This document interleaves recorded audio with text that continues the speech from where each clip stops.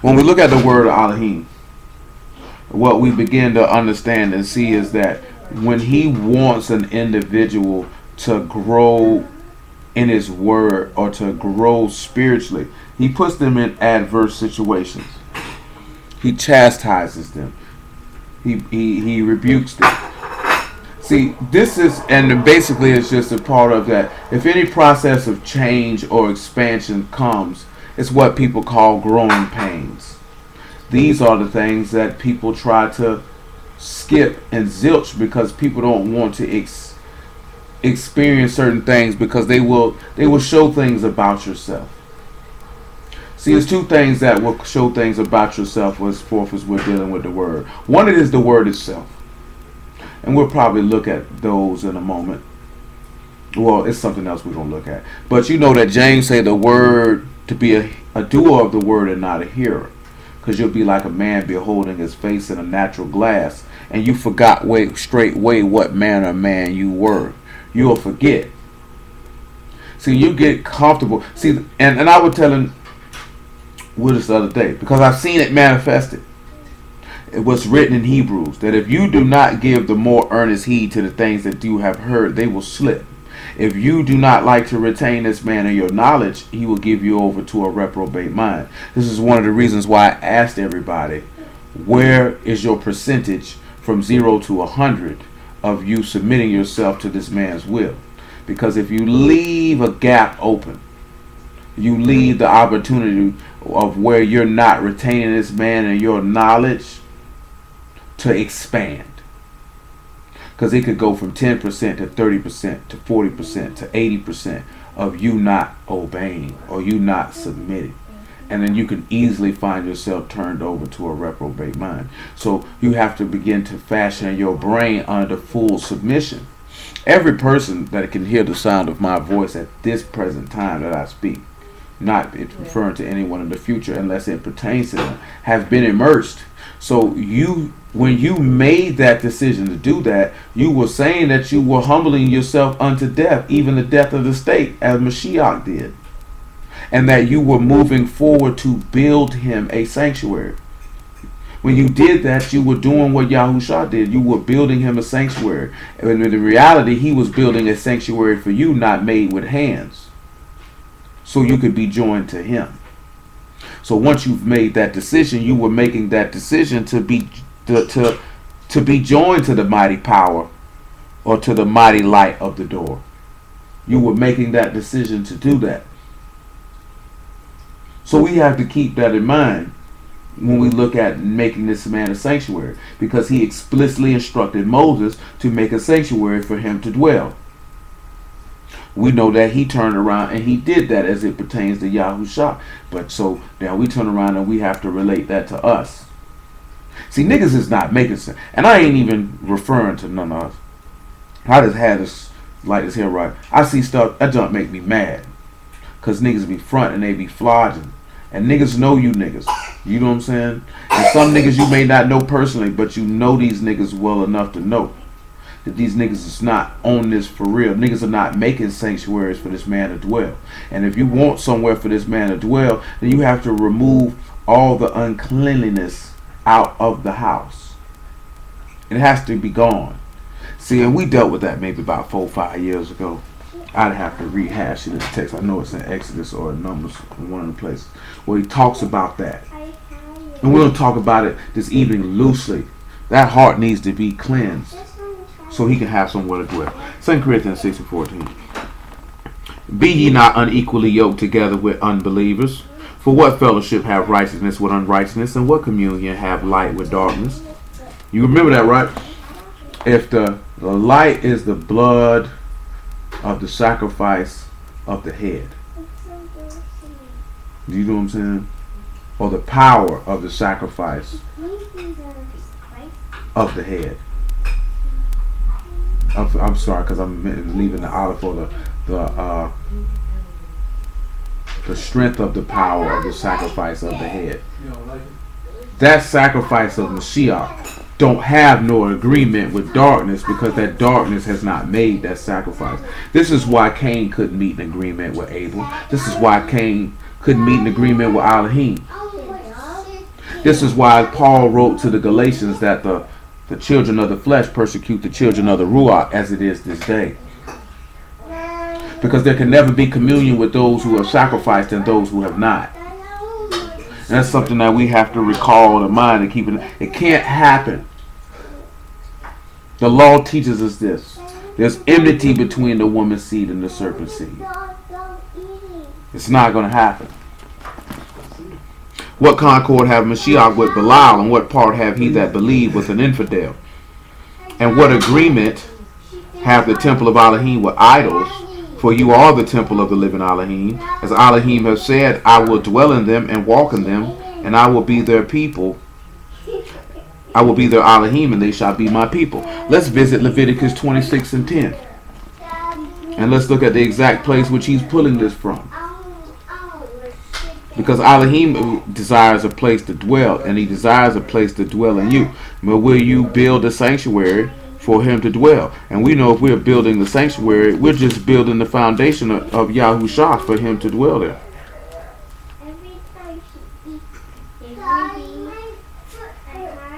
Make it 26 and about just 26 and 10, 11 actually. And I will set my tabernacle among you, and my soul shall not abhor you. And I will walk among you, and will be your Elohim, and you shall be my people.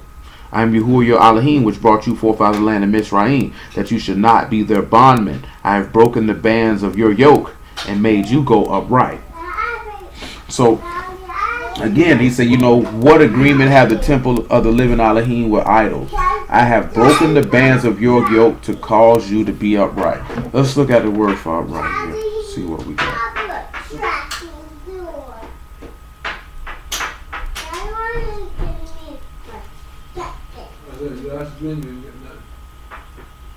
Now remember, we were talking about being perfect. Now it's definitely not the word that we've been using for perfect. That word is komi youth, and it's uprightness as an adverb, and it means elevation or erect, or you stand tall. Only time this word is used in the text. We'll examine it another night. But what we want to look at is, right, if he's caused you to go upright or to stand tall, how was he able to do this? Because you had to make him a sanctuary so you could be joined to the power of the light of the door. Which means you want to be joined to the power or the strength of the sacrifice of Yahushua. This is what you want to be joined to if you're going to make this sanctuary. So let's begin then. And let's look at some of the things as it pertains to sanctuary. And let's see what we can find in the law as it pertains to sanctuary. We want to take ourselves to Leviticus chapter 21. We want to visit about verse 20. Oh my God, this junk is killing me. This junk is awful.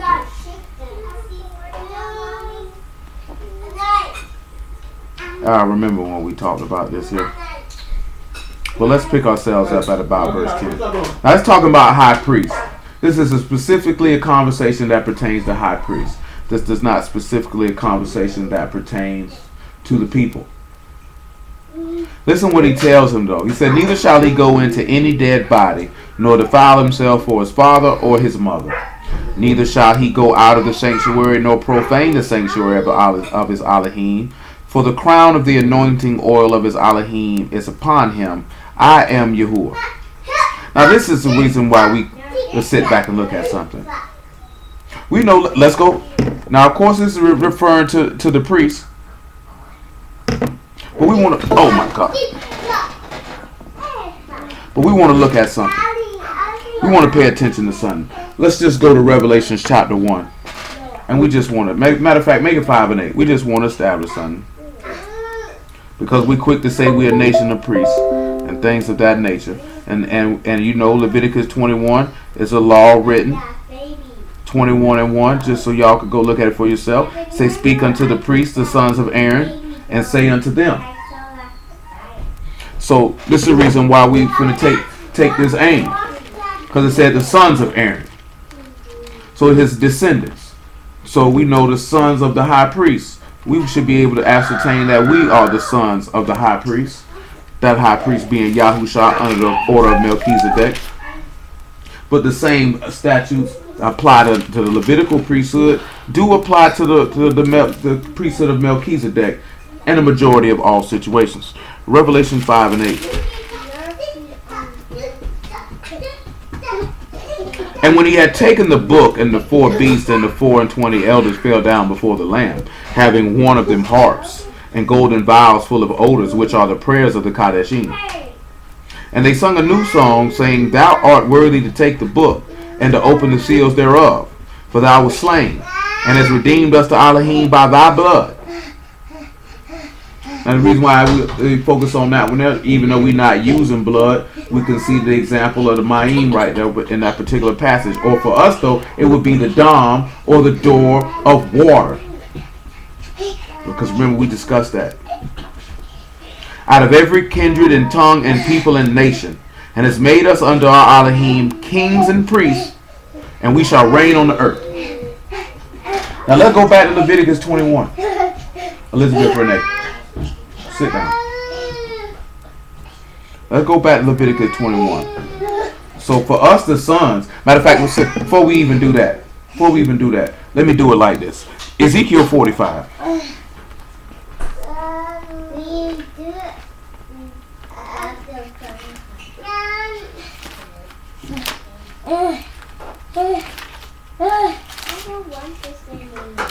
I want to say Ezekiel 45.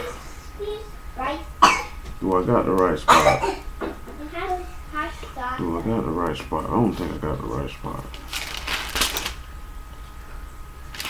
Give me a second, make sure I got the right spot. My bad, it's Ezekiel 46. It's 46 and 16. Remember that we dealt with on Wednesday with Jacob and how he was Tom, plain man, or a perfect man, an upright and morally innocent man. What made him upright and morally innocent? It was the blood of the covenant. If we looking at the time, this is what able to make him perfect and upright. This place's word is used in another place, which we didn't look at, and y'all willing, we're going to look at it in a moment. The reason why I mention that is because remember when he overcame by the blood of the covenant and the word of his testimony, and referring to overcoming the Malachim, the same way that Yahushua overcame the Malachim, that Malachim being the devil, that old serpent. And he overcame it by the blood in order to conquer sin, that therefore that we can have power with Elohim, or the Sarah, which we discussed, which is the Shan, the Rosh, and the Hay, which we discussed on Wednesday. So, and we'll revisit it. So just be patient with it, because we're gonna tie everything in, y'all willing, before the conclusion of business on the Shabbat. So he was declared to be a prince. This prince had sons. These sons ended up producing the priests, of whom were chosen out of his son Levi. So we know we ended Wednesday in Acts 5 and said that Yahushua was made a prince. We also know that he is the priest after the order of Melchizedek. We know that we are his sons because he said he would be called the mighty father, and that we could have the power to become the sons of Elohim through him. So I'm running this down so you can get a brief understanding of what you're going to see when we read this here in Ezekiel 46 and 16. It says, Thus saith Yahuwah Elohim, if the prince give a gift unto any of his sons, the inheritance thereof shall be his sons, it shall be their possession by inheritance. Let me read that for you again. Let's look at what it says. Thus saith Yahuwah Elohim, if the prince give a gift unto any of his sons, the inheritance thereof shall be his sons. It shall be their possession by inheritance. But listen to this here though. But if he give a gift of his servants of his inheritance to one of his servants, then it shall be his to the year of liberty. After it shall return to the prince, but his inheritance shall be his sons for them. Moreover, the prince shall not take of the people's inheritance by oppression to thrust them out of their possession, but he shall give his sons inheritance out of his own possession, that my people be not scattered every man from his possession. I would like someone to answer that. What do y'all think this could mean?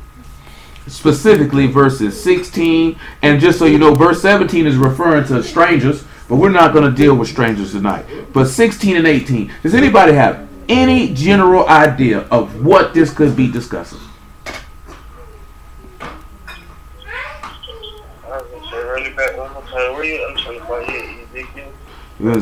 46 and 16. It says, Thus saith Yahuwah Elohim, if the prince give a gift unto any of his sons, the inheritance thereof shall be his sons, it shall be their possession by inheritance. But if he give a gift of his inheritance to one of his servants, then it shall be his to the year of liberty, after it shall return to the prince, but his inheritance shall be his sons for them. Moreover, the prince shall not take of the people's inheritance by oppression to thrust them out of their possession, but he shall give his sons inheritance out of his own possession, that my people be not scattered every man from his possession.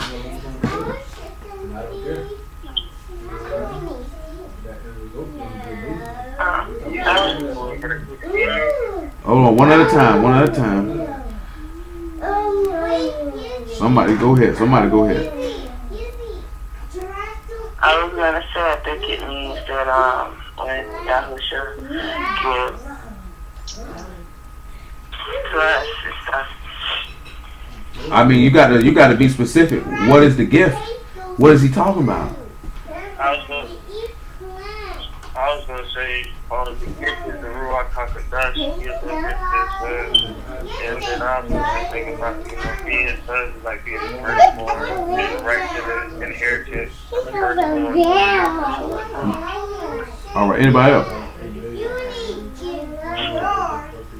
Because it's that Ruach, he was the firstborn. Yeah, but the gift in this instance is not the Ruach itself. Not in this instance. It is a gift, but not in this instance. Because the difference is y'all overlook one key point of it. It said the inheritance thereof shall be his sons. So that being whatever possession that he... No, and that one there he said gifts. See, verse 18 lets you know how it's about the land. So we have to ascertain how that's about the land as well. Because in verse 18 he tell you that he can't thrust anybody out, and he shall give his sons an inheritance out of his own possession. So what I'm going to do is we're going to focus on verse 18 first. And I'm going to work my way backwards to verse 16. But I'm just pulling up the word for inheritance for y'all right now. That word for inheritance is Nak'alah. And that's a property. Inheritance or heritage or possession. So verse 16 tell you if the prince give a gift to any of his sons, then the inheritance thereof shall be his sons. It also means heritage or portion or share. It shall be their possession by inheritance. But now when he said to take possession of that which is his, this is how we will look at it and see how he's going to give them an inheritance out of his own possession as forth as relating to the land, because we can see it's clearly talking about the land, because it tell you can't thrust people out of the area which is theirs, which is in the law itself. Let's take ourselves over to Luke chapter 11.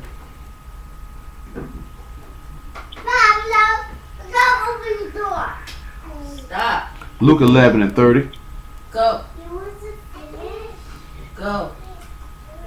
That wasn't it. Follow. Yeah.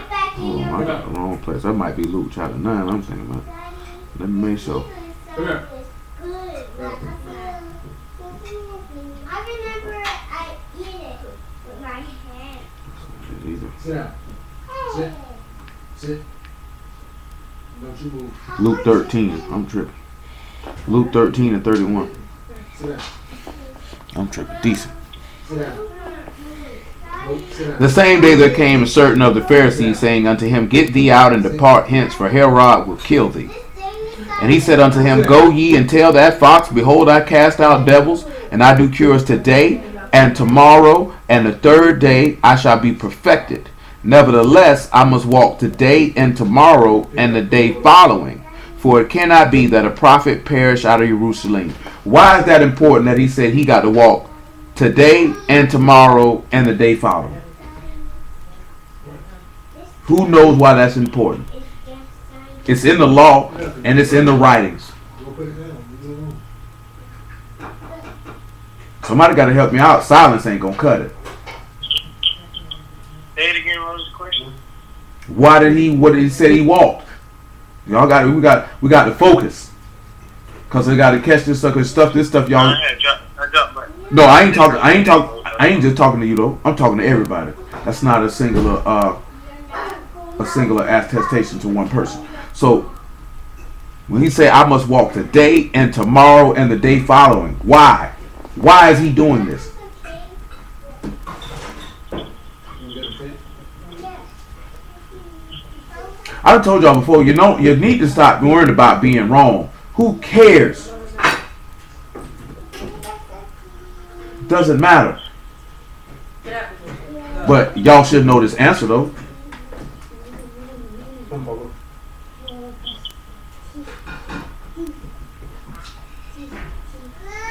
Somebody should be able to tell me why this man say he got to walk today, tomorrow, and the day after that. Why does he make this statement? It's because Abraham walked. Yeah, because Abraham didn't he tell Abraham to walk the land, and where he walked that he possessed it? Didn't Yahushua son of Nun do the same thing? So if he's walking this land, and what is he walking this land for? To take it for what? A possession. So therefore he can do what with it? He can give it to who? His sons for what? A possession. So let's sit back and see how he gives lands to his sons for an inheritance. Let's go to Revelation 22 and 14. Well, we don't even got to go to Revelation 22 and 14. It says, "Blessed are they that do his commandments, that they may enter in through the gates of the city, that they may have right to the tree of life." If they can enter in through the gates of the city, then they have an inheritance in the land, because Yahushua is the one who gave it to them.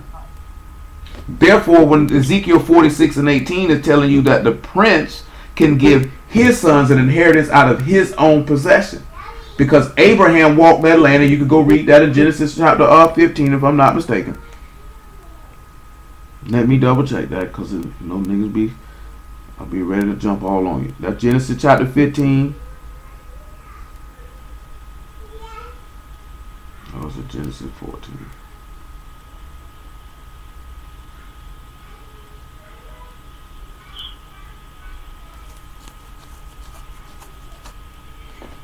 And also, you remember Yahushua son of Nun, he did the same thing. He walked the land. He had to walk it to take it for his inheritance. Told him step his foot on it and walk it. And it's Genesis 13, starts at about verse 15, where he told him to go walk that land, the length of it and the breadth of it, and he'll give it to him. So therefore, now that's his possession. Hello? Yeah. So now that's his possession. Now Abraham can give that to his sons because that's his possession. He now has right to it. Yahushua turns around and does the same thing in Luke 13. Now that's his possession. He has right to it. He can dispense it unto his sons. But the key thing in verse 16, where he say he'll give a gift to any of his sons, and that gift will be for that son and nobody else. 1 Corinthians chapter 12.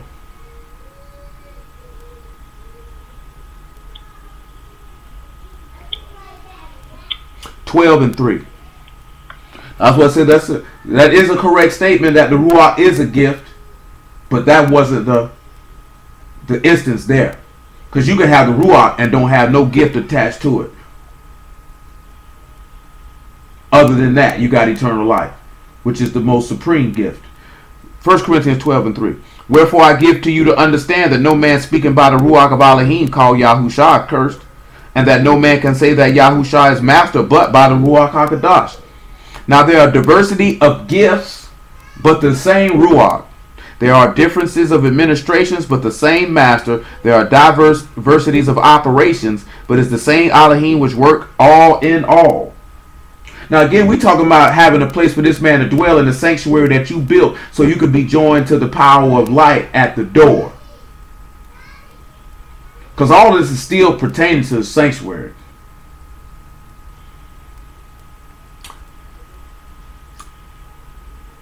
But the manifestation of the Ruach is given to every man to profit withal. Remember what Ezekiel 46 and 16 said? The prince give a gift to any of his sons. The inheritance thereof shall be his sons. It shall be their possession by inheritance. And we still hold Leviticus 21. So, where we at? Say, for one is given by the Ruach the word of wisdom, and to another a word of knowledge by the same Ruach, to another faith by the same Ruach, to another the gift of healing by the same Ruach, to another the working of miracles, to another prophecy, to another discerning of Ruachs, to another diverse kinds of tongues, to another interpretation of tongues. But all these work that one and self same Ruach, dividing to every man severally as he will. For as the body is one and have many members, and all the members of that one body being many are one body, so also is Mashiach. So when we drop down to about verse 28, we'll pick 27. He said, now you are the body of Mashiach and members in particular. Elohim have set some in the synagogue, first apostles, secondarily prophets, thirdly teachers, and after that miracles, and then gifts of healings, helps, governments, and diversity of tongues. Are all apostles? Are all prophets? Are all teachers? Are all workers of miracles? Have all the gifts of healing? Do all speak with tongues? Do all interpret? But cover earnestly the best gifts, and yet show I unto you a more excellent way. I think clearly we can see how this is referring to how Yahuwah himself is saying if the prince give a gift to any of his sons, then that gift is the inheritance or the heritage or the property of that individual. If that individual is a prophet, then he is a prophet. And this should help you understand when 1 Corinthians 14 say the Ruach of the prophets are subject to the prophets. Because whatever gift Yahushua gives to that individual is to that individual. That's his possession. That's his gift. Everybody don't get the same gift. I hope that make it clear for you when we look at the difference of gifts. Because that's why I wanted you to focus on when he said it shall be his sons, and it shall be their possession by inheritance. What is your inheritance? How did you get this inheritance? Ephesians 1 and 3.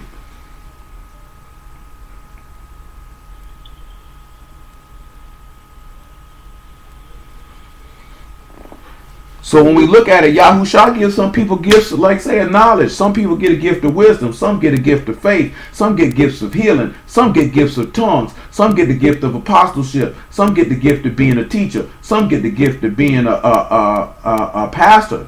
The gifts that he gives is for that individual for the self-same purpose of accomplishing his will. So when we look at the gifts, Yahushua dispenses these spiritual gifts. Because the spirit is a gift, but then there's a gift inside the gift, and Yahushua dispenses out those gifts as he see fit.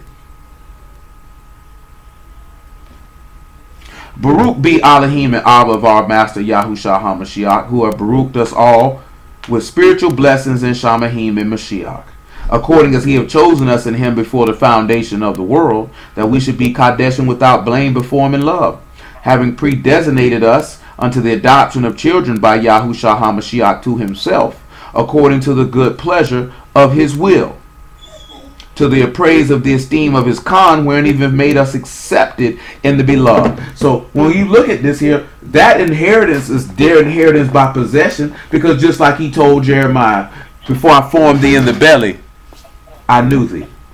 So that gift had already been set up to been dropped on you at the time appointed for it to be dropped. Now, why did we look at this and all this important? Because we had to set this up to show how the prince is the high priest in Ezekiel 46, and now how his sons got these possessions and these inheritances. So then we had to turn around, because we know we're looking at Leviticus 21, where it spoke about the sons of Aaron and the things that pertain to the sons of the high priest. Now we looked at the blood of Mashiach made us priests. Therefore, we are the sons of the high priest. That's why we took that direction. If we are the sons of Yahushua, then we are the sons of Aaron, so to speak, because Yahushua is a priest after the order of Melchizedek. Let's just verify that in the text. Come on to Hebrews, right? Somebody need to mute their phone. Let's just verify that in the text. Let's go to just Hebrews chapter 7. Make it quick.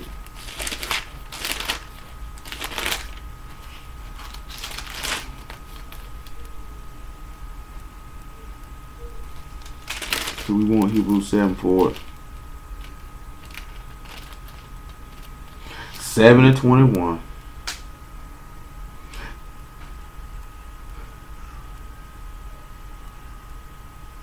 Make it 20. Well, actually, let's just use 15. It says, and it is yet far more evident that after the similitude of Melchizedek, there arise another priest, who is made not after the Torah of carnal commandment, but after the power of endless life.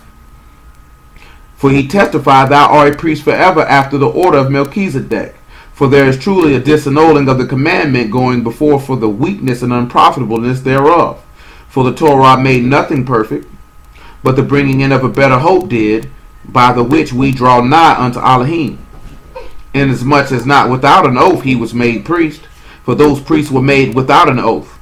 But this with an oath by him that said unto him, Yahuwah sware and will not repent, thou art a priest forever after the order of Melchizedek.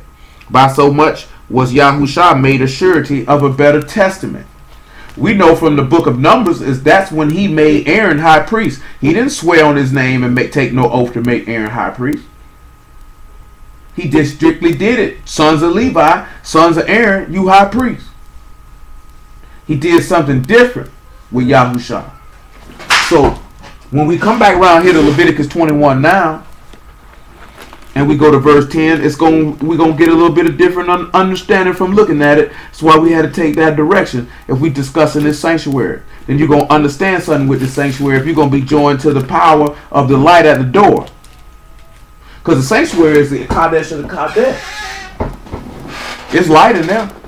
It got to be light in there. Ain't no darkness in the sanctuary.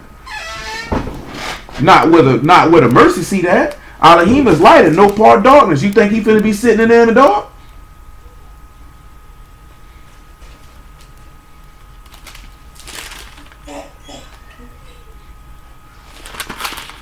Leviticus 21 and 10. Listen what he says. And he that is the high priest among his brethren, upon whose head the anointing oil was poured, and that is consecrated to put on the garment, shall not uncover his head nor rend his clothes. Now this is talking about somebody who done died. About specifically if your daughter done played the whore and they got to kill her. Neither shall he go into any dead body, nor defile himself for his father or his mother. See, that's why we read what communion have light with darkness, and what agreement have Mashiach with Belial. You think he going? That's why he told you let the dead bury the dead. You gonna go defile yourself by being unequally yoked? If you say you a high priest son, you can't do that. Listen, next thing he say, neither shall he go out of the sanctuary. He say, nor profane the sanctuary of his Elohim, for the crown of the anointing oil of his Elohim is upon him. I am Yahuwah. He said you can't go out of the sanctuary. Why is this important? Why he say you can't go out nor profane it? Because the crown of the anointing oil of his Elohim is upon him. We know what is the word for oil. The shaman. What was that?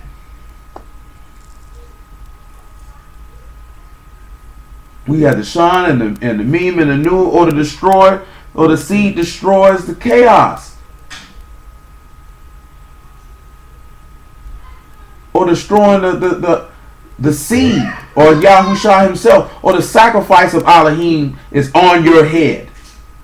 You can't go out of the sanctuary to profane it, meaning you're joined to the power of the light at the door. You cannot walk out of the sanctuary, nor can you profane it and make it common. Why is that important? Hebrews 6 and 1.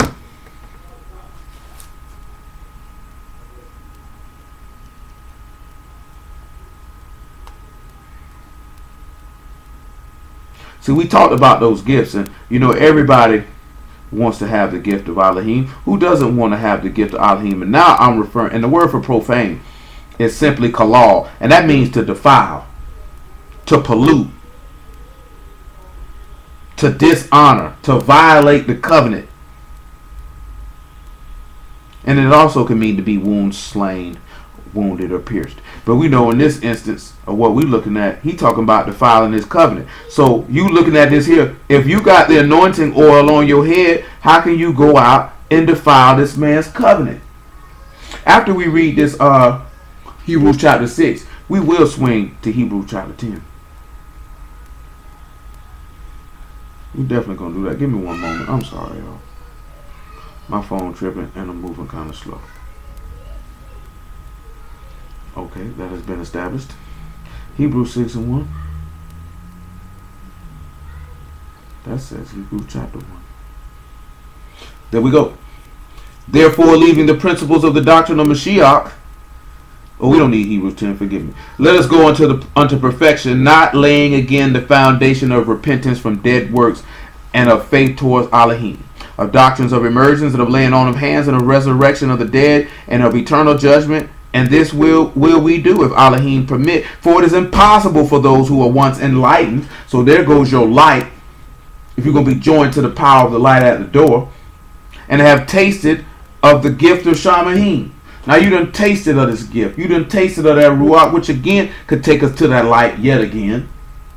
Or to the simple fact of, or the power, because the Ruach is the power of Elohim. And were made partakers of the Ruach HaKadosh, because now you're joined to him. So he's talking about this sanctuary. You cannot defile this man's sanctuary. And have tasted the good word of Elohim and the powers of the world to come. If they shall fall away to renew them again unto repentance, seeing they crucify to themselves the son of Elohim afresh and put him to an open shame. So if you was to pollute this man's sanctuary, he said, the crown of the anointing oil is on your head. Don't you defile my sanctuary nor profane it. Don't pollute it. So you're going to tell me you got my spirit on you and you going to go pollute it. You're going to go profane this sanctuary. Meaning hold on. Yeah, I'm going to do that in a moment. Let me finish this. Say, for the earth which drink in the rain that come off upon it, and bring forth herbs meet for them by whom it is dressed, receive blessing from Elohim. But that which bear thorns and briars is rejected, and is nigh unto cursing, whose end is to be burned. Whose end is to be burned. But beloved, we are persuaded better things of you, and the things that accompany salvation. Thus we speak. 2 Chronicles chapter 7. That's why I focused on the burn. And after we read 2 Chronicles chapter 7, we'll go to 1 Corinthians chapter 3. So, if you defile the sanctuary, something has to be done to the sanctuary. Something has to be done to it. He said, you can't make this place common. You can't pollute it. So when Paul tells you in 1 Corinthians, he that is joined to the master is one Ruach. He say, shall we make the Ruach of Elohim a harlot? Elohim forbid. This is why I asked y'all, what are the things in your heart that are holding you back from receiving the Ruach? This is why I asked y'all, where would you feel like you were at from 0 to 100 and being submissive to this man's will? Because at the end of the day, if you are moving to prepare, and pray the Lamb, we're going to touch that too. If you're preparing a place for this man to dwell, or you talking about you building the sanctuary upon that foundation, that chief cornerstone, Yahushua HaMashiach, then you cannot go out of this man's sanctuary, meaning depart out of the house and defile it. You would have to understand that once you enter into Mashiach's stadium, it's no different than the story with Solomon and the dude, his name escapes me. Shimei is his name. Praise the Lamb. That's his name. The dude that went and cursed David. Called him a bloody man. When David instructed Solomon to execute judgment upon his enemies, Solomon in his infinite wisdom told Shimei, you need to dwell in this city. Don't you leave up out of here. Because if you leave up out of here, you'll surely die. All he had to do was sit his behind in the city and not leave. Don't leave. And what does this nigga do? Following behind somebody.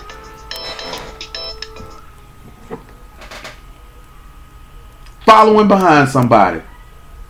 Lost his life. Y'all familiar with that story? Everybody know that story? Who don't know what I'm talking about?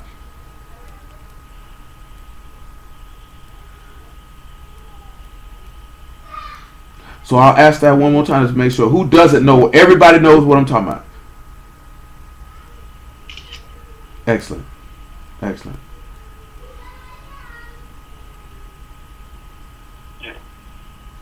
Excellent. That is a good example of what will happen to you if you take your butt outside that door. Because now you done put this man to an open shame, and now you nigh unto cursing. Now you near to death. Now you're near to damnation. So if you're gonna say you seeking to get this man anointing oil upon you, or you profess to have this man's anointing oil upon you, you cannot go outside of the sanctuary. Ain't no walking up out of Yahusha. That ain't happening. Because now you're going to put this man to an open shame. Like I told y'all when we started, when you went and got immersed, you were saying you were humbling yourself under the state for a sanctuary to be built for this man to dwell. Everybody know that story in John 2. When he say, destroy this temple and I'll build it again in 3 days. But he spake of the temple of his body. Now what I'm going to get to mention to y'all is, don't you be around here listening to these stupid niggas talking about you defiling your temple by what you put in your mouth. I wouldn't care if you ate 87 hamburgers. You ain't defiled your temple. Let's look at what the book say defiling this temple is. Let's give me just 2 Chronicles 7, man. Ain't time to play with it, man. Let's just see what the words say, what it means to defile this man's temple. 2 Chronicles chapter 7. Pick it up about verse 15. Make it 16. For now I have chosen and sanctified this house, that my name shall be there, may be there forever, and my eyes and my heart shall be there perpetually.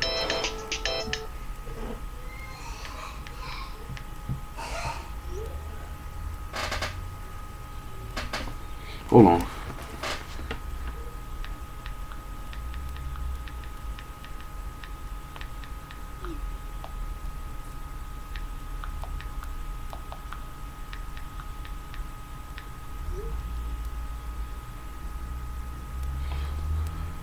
All right, y'all.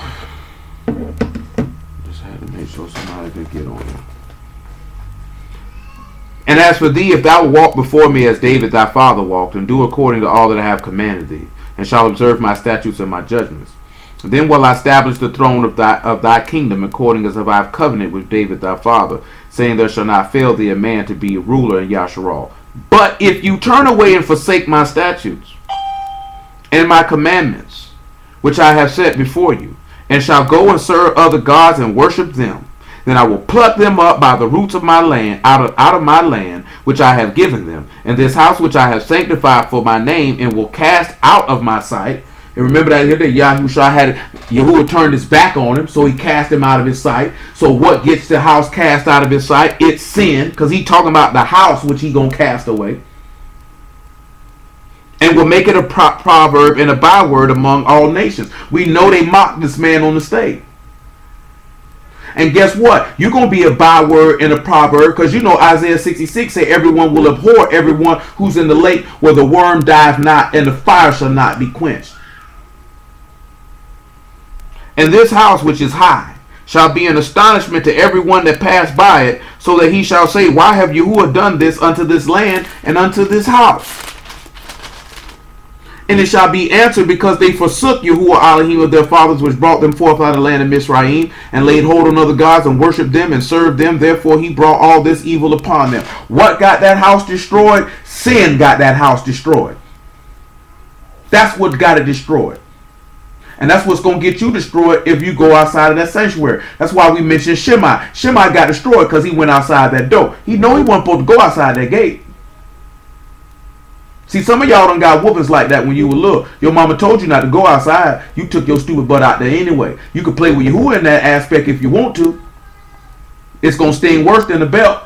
It's going to sting worse than the pop upside your head. It's going to hurt worse than you got to stay in your room. Because you're going to have a long sleep and wake up and be burned forever. So if we're going to say we're going to have this man's crown of anointing oil on our head, meaning if you got this man's sacrifice in your heart, because remember, confession with the mouth starts with the heart. Man believeth in the heart and confess with the mouth. So if you got this confession in your mind, if you got the oil and you believe, you took the oil to put it in your lamp so you can have light.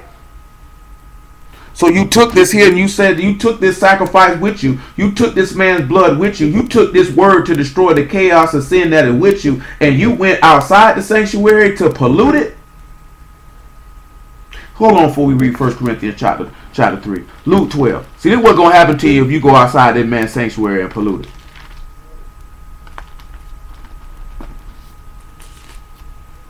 Luke 12 and 43.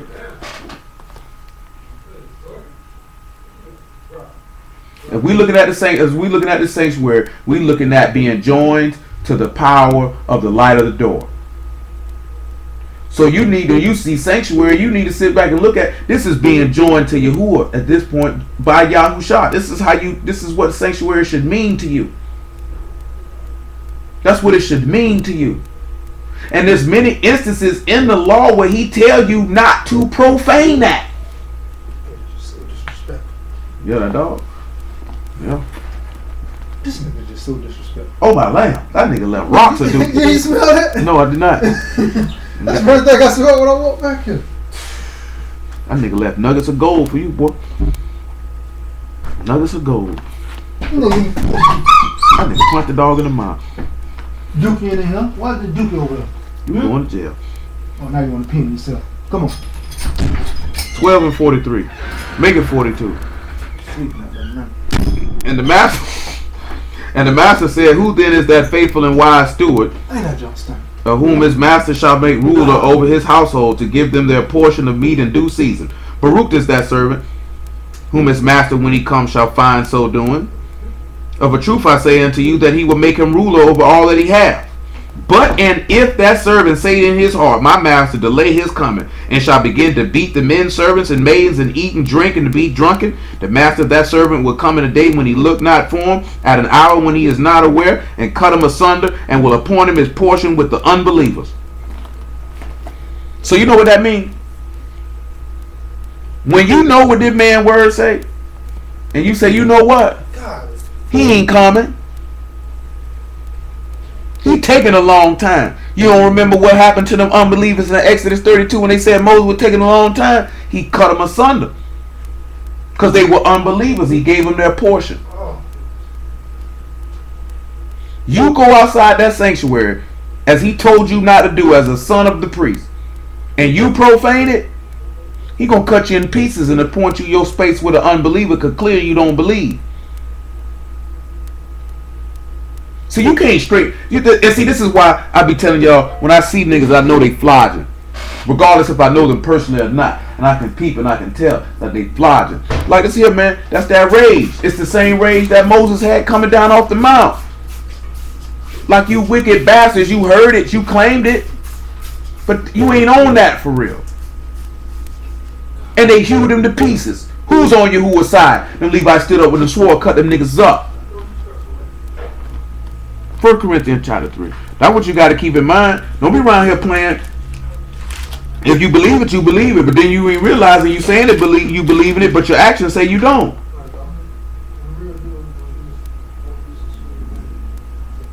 Three and 10. You don't need to be living your life like that. You don't need to be living your life like that. You're supposed to be moving to get this man's anointing oil. You're supposed to be moving to get this man's anointing oil. You want to be joined to him. Well, you're supposed to be making him a sanctuary according to the pattern that he showed you. Yahusha is the pattern that he showed you to how to make you a sanctuary. It ain't even how hard is it to build something when he give you the blueprint on how to do it? All you got to do is trace.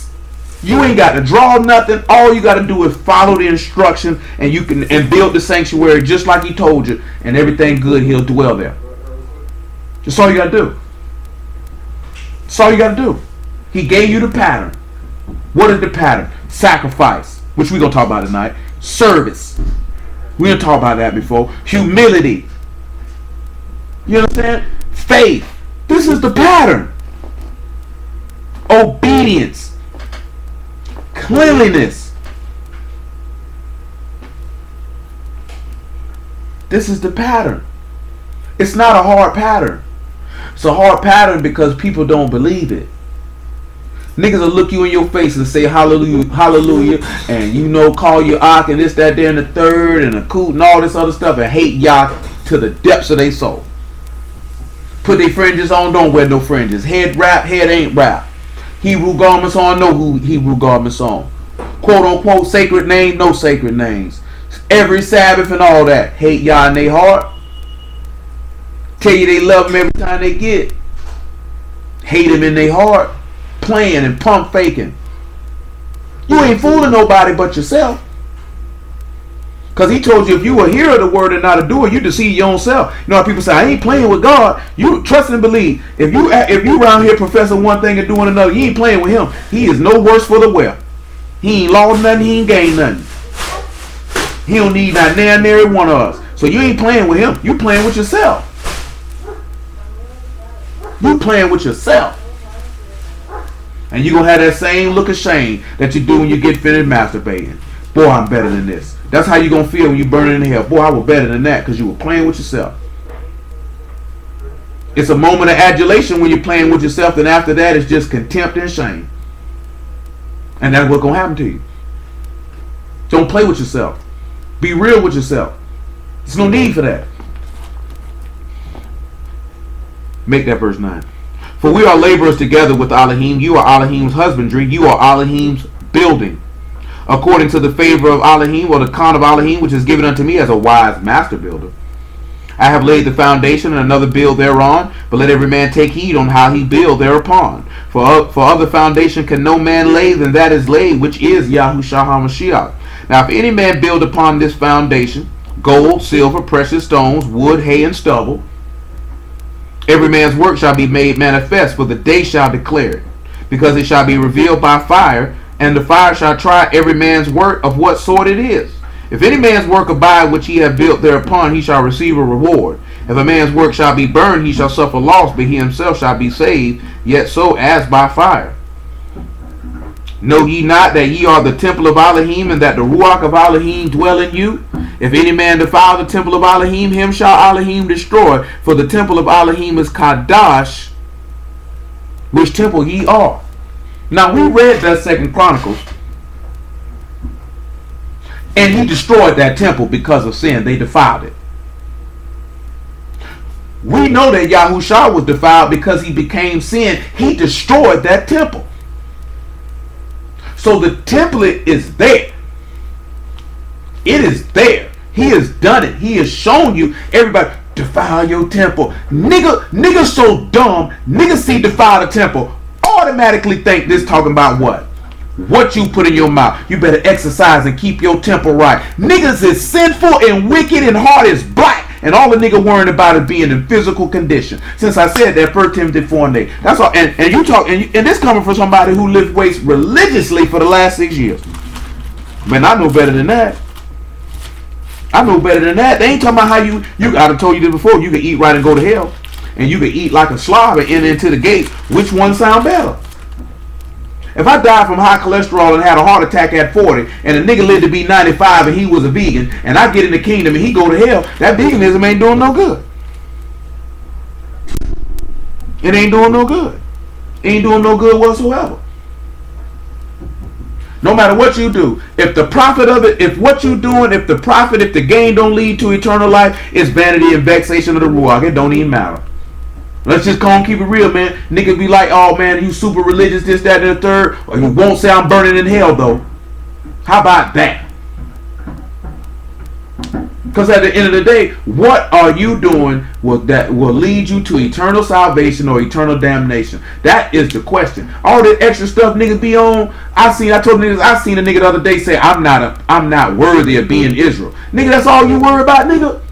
Nigga didn't say he wasn't worthy of Yahuwah. Nigga didn't say he wasn't worthy of Yahushua. Nigga didn't say he wasn't worthy of the con, of the grace, of the favor. Nigga ain't say he wasn't worthy of the mercy. This nigga say he wasn't worthy of being Israel. This nigga boasting in his flesh, you going to hell. You got the wrong mind. Nigga, I ain't even, that thought ain't never crossed my mind. Niggas so dumb. Niggas right here talking about Wakanda forever. Who in the word? Nigga, I don't care about no place but Jerusalem. We just talked about that a couple weeks ago. If I forget Jerusalem, let my tongue cleave to the roof of my mouth. Let my right hand forget her cunning. If I don't esteem Jerusalem over my chief joy. This is how dumb niggas is. Niggas would rather dwell somewhere where y'all ain't at. I want to go to the motherland. Why it ain't Nigeria forever? I literally seen this. Why it ain't this city forever? Nigga, y'all ain't there. What I care for? Ezekiel 48:31 say the name of the city will be called Yahuwah is there. I'm trying to be where he said, well, I am, my servant will be also. He ain't going to be in Wakanda. He ain't going to be in Nigeria, Tanzania, no I'm talking about Zimbabwe, none of these places. He going to be in Jerusalem. So that's what I esteem over everything. I don't care about none other city on this planet. Screw them all. When we talking about spiritually, naturally, of course, yeah, we down with Jacksonville. Other cities are nice to visit. I don't want to be there if Yahuwah, but guess what? All these cities, Yahuwah ain't in none of them. He ain't planning on being in none of them but one. And on top of that, he bringing that from Shamahim to replace the one that's here on the earth. And a nigga talking about they want to be in Africa. Nigga, how dumb is that? And these are people who profess to be followers and believers in the living Elohim. How dumb is that? And a nigga take my statement right now and say I'm dissing Africa too. You don't know you are African. You are, man, stupid nigga. Ain't nobody on that, man. Where's Yahuwah gonna be at? That's where I want to be. If Yahuwah ain't there, I don't care what they got going on over there. I don't care. And I don't care who don't like it. I don't care. If Yahuwah's not there, I don't want to be there. Not on an extended stay. Dumb nigga, you resurrect from the dead. You think you're going to Wakanda, nigga? You think you're going to Kenya? Well, you're going straight to Jerusalem and stand before that throne. You're going to straight stand before it. 1 Timothy 4:8. He said, for bodily exercise profiteth little. So it didn't say it don't profit at all. It says it's got a little bit of gain to it. Of course, you're being tip-top shape. You're being good health. But listen what he say though. But godliness is profitable unto all things. But guess what? Bodily exercise can only profit you in a small amount of things. But godliness can profit you in everything. Having promise of the life that now is and of that which is to come. And see, that's the difference. Bodily exercise only had you a promise to have a healthy life now. Godliness gives you the ability to have life forever. I don't think a lot of people want to live forever. See, if you was I think about dying all the time. I've had my whole entire life. You know what I'm talking about? So you sit back and you think about it. You'll be asleep for a moment. You ain't gonna really know how long you've been asleep. But when you wake up, you're gonna live forever. How bad do you want to live forever? White people been walking around looking for a fountain of youth, and people talking about figuring out ways to live forever. And all you got to do to live forever is take hold of the Lamb. That's all you got to do. Do you want to live forever? Or are you too scared that if you die, that you're not going to actually get up because you don't really believe that you're going to live forever? Because he said, whosoever live and believe me shall never taste death. Do you believe this? So do you believe you'll live forever even if you were to go to sleep for a season? See, hold on. Revelation 6 and 12. Let me get so I get back on track. Because I don't want to stray too far. But I mean every single solitary word I speak this day. I guarantee you that.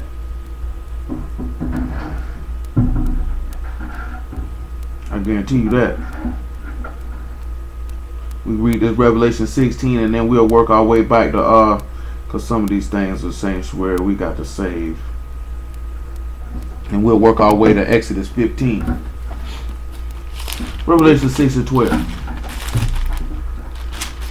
You got to ask yourself, wait, do you say, Baruch are those who die in the master? Their works do follow them. Their works do follow them.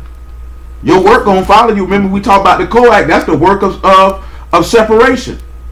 The subdued work of separation. So you mean to tell me you done subdued your flesh and subdued sin and you don't think that work gonna follow you?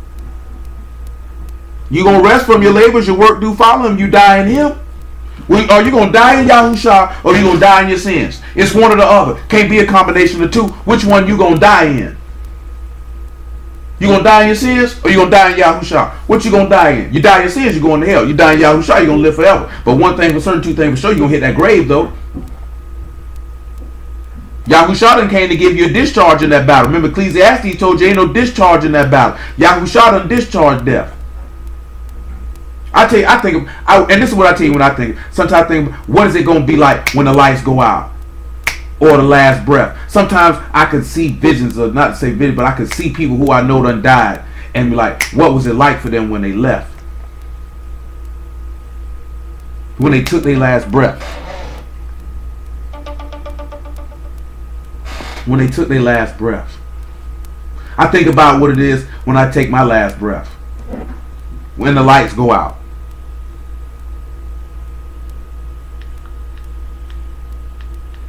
So now and especially when I was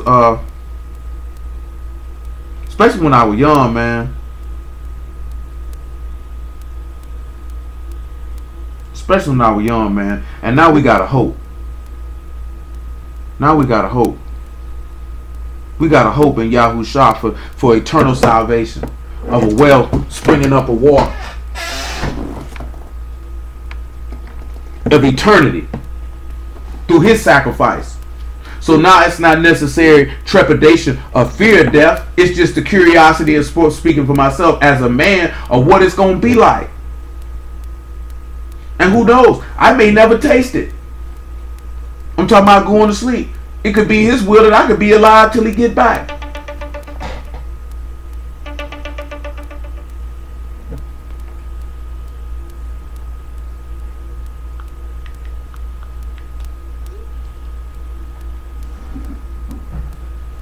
Think about that. That's why I told y'all to change your mindset.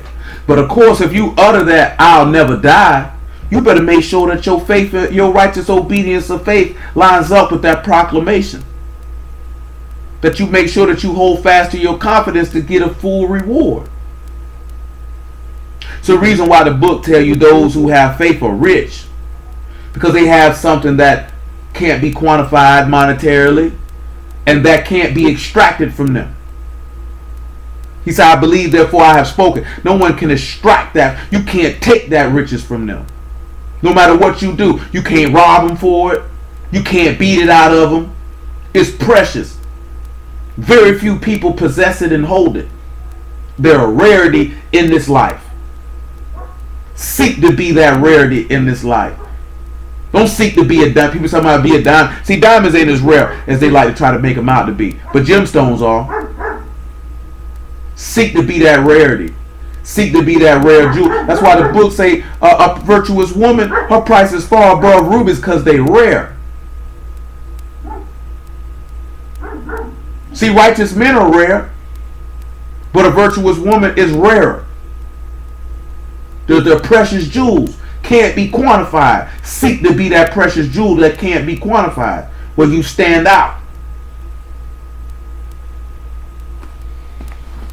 Revelation 6 and 12.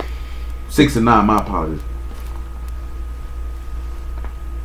And when he had opened the fifth seal, I saw under the altar the souls of them that were slain for the word of Elohim and for the testimony which they held. And they cried with a loud voice, saying, How long, O Yahuwah Kadesh and true, dost thou not judge and avenge our blood on them that dwell on their rats? And white robes were given unto every one of them. And it was said unto them that they should rest yet for a little season, until their fellow servants also and their brethren that should be killed as they were should be fulfilled. Notice he told them, just sleep for a little while. Sometimes you wonder why people be so ready to die. And when they meet their demise, because they be tired, they be ready to lay down and rest. The same way that a lot of y'all be so tired and you hit your bed and you ready to go to sleep. That's how some people are ready to go for that eternal sleep. But you know what I'm saying? But you got to ask yourself, are you ready for that bed though? And if you're not ready for that bed, you ain't got no business chilling. You ain't got no business being complacent. You ain't got no business skinning and grinning. That ain't meaning that saying you can't have a life, but I'm talking about priorities and sense of urgency and perspective. You don't have that type of time because you don't know when you're going to leave here. Somebody told me on average 1 million people die in America or in the world, one of the two, every day. Every day. You understand what I'm telling you? And one day we're going to be in that count. One day we're going to be in that count. We cannot continue. The book tell you that you don't know what tomorrow going to bring. You cannot be walking around here thinking you got 5 years, 10 years. Nigga said something to me today, and he thought I was being funny like my nigga. Y'all willing I'll be there? Nigga, I don't know if I'm going to be alive tonight. See, y'all young, and usually when you young, you don't think about leaving here. You know what I'm saying? When you start to get older, you start to realize, you know, life is very precious. You really realize how long you've been here. Then you understand that, shoot, boy, I'm going to leave here. But when you're in your early 20s, mid 20s, teens, you ain't thinking about none of that. Unless you're surrounded by death.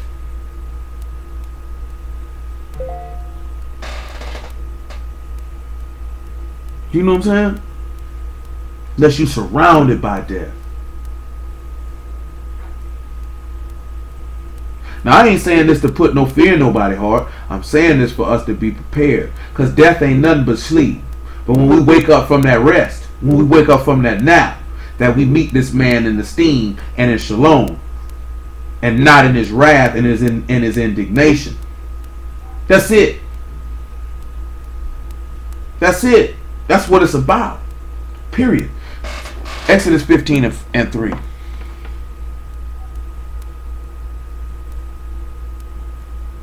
Exodus 15 and 3.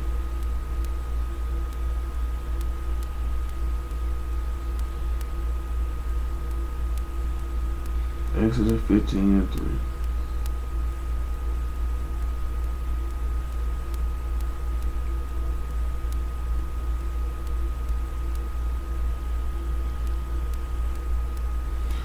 Yeah, praise y'all for the word, everybody. Let me get around now. My phone tripping.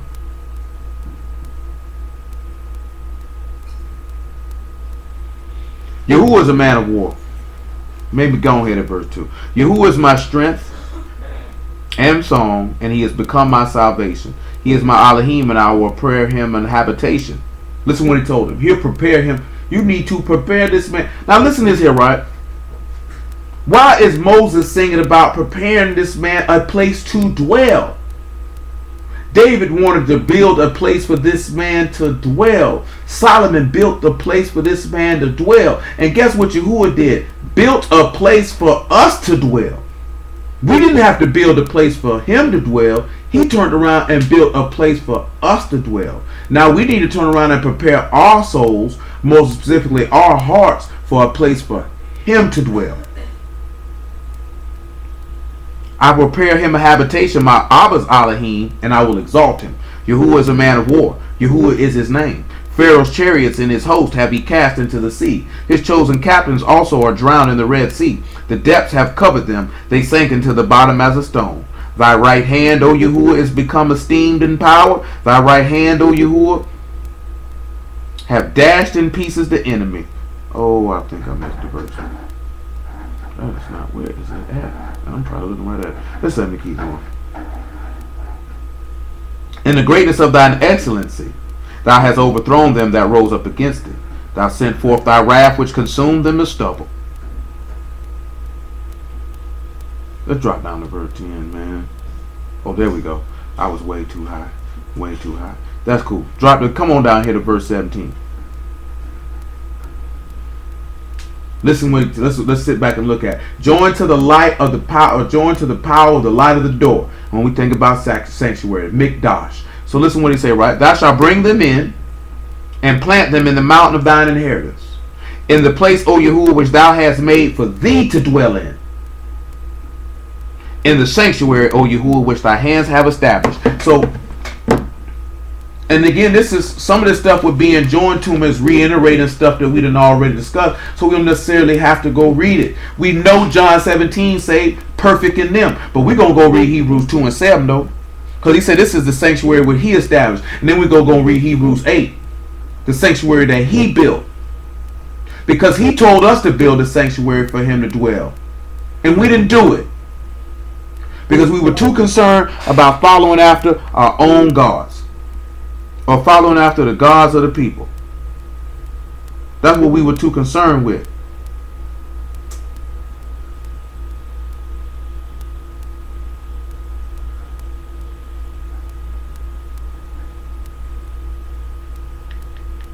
That's what we were too concerned with.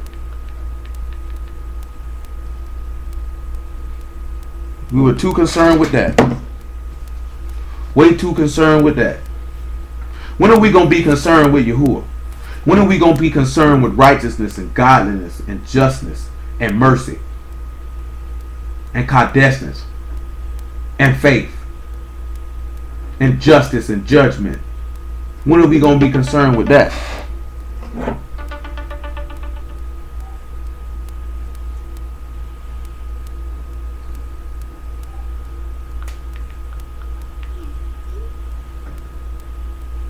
When are we going to be concerned with that? My desire is that for every one of us, our souls are saved. That's the only reason why I preach the word. I have no other motivation other than that. I would hope that your only motivation for even hearing the word to put it in practical application is for you to save your soul. What other reason is it for us to do this here? Dudes done took the word of Yahuwah talking about this a movement. This ain't no pack power movement. The movement is to salvation. That's all it's for. Every minute that we're alive, we're closer to our demise. Every year, every month, every day, every hour, every minute, every second, we're closer to the day of our death. So it's several things that we need to do when we notice it. And I'm going to cover a gambit of things. Some spiritual, some natural. First and foremost, get yourself right with your God, with your Elohim. Get yourself right with Yahuwah. Cleave unto the blood of Yahushua HaMashiach and purge your heart and soul and perfect yourself. First and foremost, save your soul. Learn of your Elohim. Conform to your Elohim. Become your Elohim. Take on the mind of Mashiach. Purge out the old leaven and make a new lump which is unleavened. Serve this man in sincerity and truth. And the word for sincerity is Tom. Serve this man in perfection in the blood of the covenant. Serve him in that. Serve him in that. Let me make sure, double check that. I don't want to be said nothing wrong. But if my memory serves me correctly, that's what that was. Hold on one second. Oh, wrong chapter. A wrong book. Wrong book.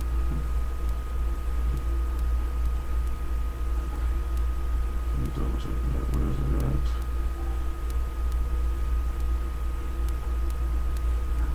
at? You have to sit back and we have to ask ourselves, like, what are we going to do and how are we going to do it? How much does this really mean to us? Like, were we just excited because it was something new? Or were you seeing that what you thought was the truth was a lie? And then you was all excited about it's Tamayim. And that's when you turn around and you inject Yahusha into play.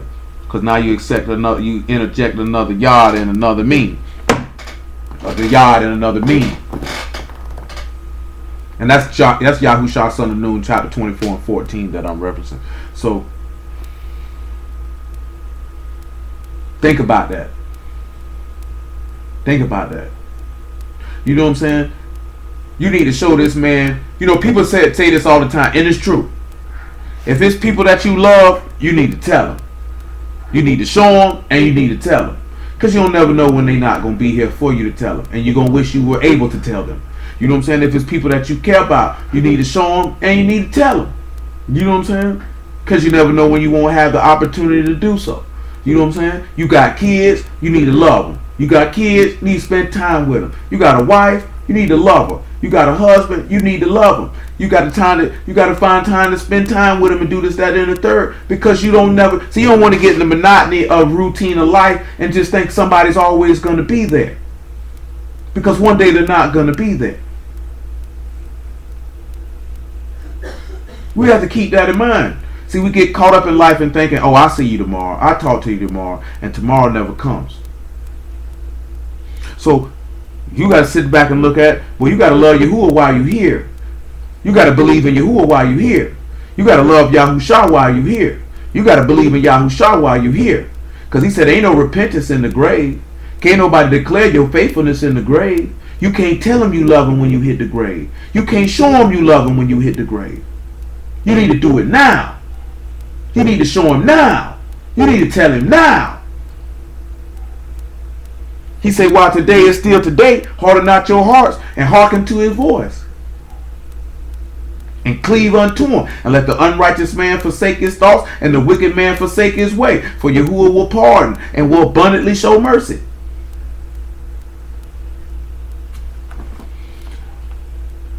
Man, where was I going? Oh yeah, Hebrews. That's why I was going. I'm sorry, I apologize.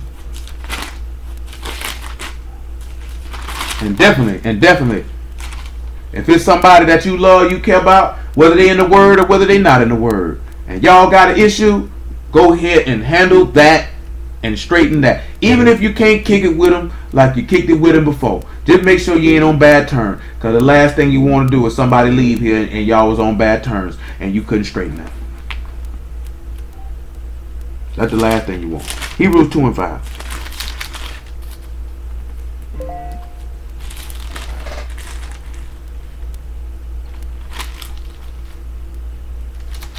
Hebrews 2 and 5. You know, I just want us to really realize not only how precious is life, but also how precious the gift of life is, the Ruach HaKodesh. Because if we really can understand how precious that is, then you will value it. Then when you value it, you'll treat it accordingly. And you won't have to worry about profaning his sanctuary because you never do it. You are his sanctuary. Keep it clean. Keep it clean. That's why he said, how can you be unequally yoked with an unbeliever? You know what I'm saying? How you can be joined to that. But then we'll sit back and look at it. When we talk about being joined to an unbeliever, how can you be joined to works that are the works of an unbeliever?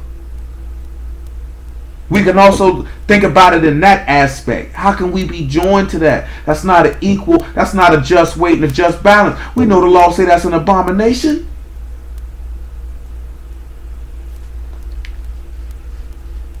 You got to be careful. Because like I said, man, don't turn around and your actions show you of your father the devil, and the lust of your father ye will do. Your desires show who your daddy is.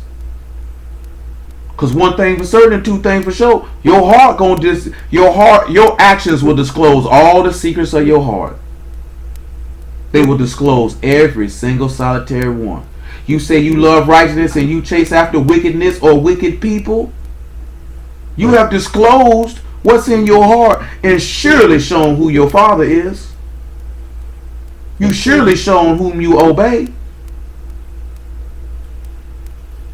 Choices are up to every individual of what they choose to do. I can't do nothing but try to persuade men, because I know the terror of Yahuwah. Therefore, we persuade men. You know what I'm saying? If we have to goad, trick, flip, manipulate, whatever nigga want to call it, to get you to do right, then that's what has to be done. That's what has to be done. But at the same token, ain't nobody finna beg and plead and fight for no grown man or no grown woman to serve Yahuwah. If you choose death, by all means burn. Hebrews 2 and 6 though. 2 and 5, I'm sorry. For unto the Malachim he hath not put into subjection the world to come whereof we speak, but one in a certain place testifies, saying, what is man that thou art mindful of him? Or the son of man that thou visit him? Thou made him a little lower than the Malachim. Thou crowned him with esteem and honor, and did set him over the work of thy hands. Thou hast put all things in subjection under his feet. For in that he put all in subjection under him, he left nothing that is not put under him. But we see not yet all things put under him. But we see Yahushua, who was made a little lower than the Malachim, for the suffering of death, crowned with esteem and honor, that he by favor of Elohim should taste death for every man. For it became him for whom are all things, and by whom are all things, and bringing many sons into esteem, to make the captain of our salvation perfect through sufferings. For both he that sanctifieth and they who are sanctified all are of one, for which cause he is not ashamed to call them brethren. You know what that man said? Sanctify them by thy truth, thy word is truth, and I sanctify myself by the truth, that they might sanctify themselves by the truth.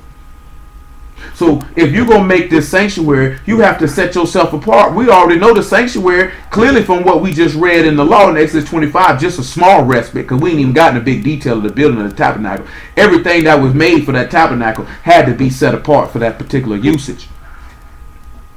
Everything that was made for the temple had to be set apart for that particular usage. Yahushua said, you say I blaspheme, was by saying that whom Elohim has sanctified, that I say I'm the son of Elohim. So if you're going to build a sanctuary, you have to set yourself apart. See, that's the biggest part that we talk about it a lot. That's the biggest part that hinders people from achieving salvation, is they don't want to literally be completely sanctified from people. But if this man say greater is he that is in you than he that is in the world, and the world hear them, because when they speak of the world, they are of it. See, I was talking to Muffin about this the other day. You cannot have a desire and a care to be accepted. You shouldn't. See, now, of course, I have to give credit to my granddaddy for that, because he drilled that into my head at 5 years old, of not having a care of being accepted, of not having a care of being liked, and that if people didn't like you, to screw them. Those were his exact words. I can remember it clear as day. It was having at least the first time that we had that conversation. He was like, they don't like you? Screw them. Screw them. You don't need them anyway. Screw them. You know what I'm saying? This is what allowed me to be content with myself and not have the need to be accepted by a crowd or a group of people. See, human nature, by nature, people want to be accepted. Nobody wants to be shunned. Nobody wants to be alone. This is why people get in bad relationships with people, because you're not meant to be alone. We know the law said that it's not good for man to be alone. I'll make a helpmeet for him. He say two are better than one. He say if you fall, who gonna pick you up? And if you cold, who gonna warm you? So we know that's not the intent of mankind. Mankind was not meant to be alone. And when I say mankind, I'm talking about man and woman, not meant to be alone. So human beings have an innate desire to be accepted and to be a part of something and to not be shunned and to not be alone. That's natural to crave fellowship with other people. That's why I mentioned y'all before, like being in solitary confinement that's not normal. It's not normal for human beings to go a long time without human contact. That's not normal. You know what I'm saying? Most people who like to be alone still have contact with other people. People were not meant to be isolated. You know what I'm saying? So you have that natural desire that I want to be accepted. I want people to like me. You know what I'm saying? Some people don't have that, where they naturally just don't care. Some people are taught not to care. I can't say if I naturally had that, because I was taught it so young. That's all that I knew. This man told me this when I was 5. You know what I'm saying? My auntie reiterated it. Then my mama reiterated it. But he was the first person to tell me that. So when I get older, I don't care if you like me. I don't care if you accept me. I don't care if you want to be mine. I just don't care, because I'm secure and confident with who I am. So it doesn't matter to me. Screw you. This is how I feel. You know what I'm talking about? So then when you learn of the word, Yahuwah is teaching you the same thing. Who cares if they don't like you? Who cares if they shun you? Who cares if they call you evil things? Who cares? You got me now. I will bless you for going through that for me. So screw them and set you. He said, I severed you from other people that you might be mine. I cut you off of it. I want you to be focused on me and belong to me, and you worry about these people. That's how he views it. Because that's how he viewed it when we said we wanted to go back to Egypt. I cut you off from them niggas so you could be mine, and you worry about these niggas back here? Are you serious, nigga? Like, you have to put that in your brain and visualize it in that aspect. That's just how that went down. That's why, and that's why people use the cliche term of don't go back to what God saved you from. But the word just tell you about don't go back to bondage. Why are you going to go back to people who had you in bondage to sin when you were hanging with them? and partaking in evil things with them, and you were a child of disobedience, who the wrath of Elohim work on you as they worked on them. Why would you go back to be joined to that? Why would you go back to places that had you to bondage? Why would you go back to things that had you in the bondage? When this man say he came to set you free, he say, I broke the yoke of bondage from off of you so you could be upright.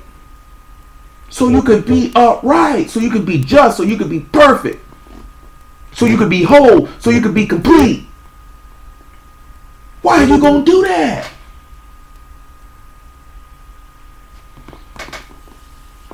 Since I said that, let's read this Hebrews 8, and then we'll go to 1 Kings chapter 8, because we'll introduce another word, because it will be fitting for what we're discussing. Like I said before, man, we ain't telling you can't deal with people this, that, there, and the third, but we talking about make sure you sanctify, set yourself apart by your faith. Acts 26 say you receive inheritance of those who are sanctified by faith in me and forgiveness of sins. We just talked about the inheritance earlier. You get the land, and you may get a gift of the Ruach if he see fit. Because some of those gifts are not male inclusive. A woman can have a gift of faith, a gift of knowledge, and a gift of wisdom. Let that be known.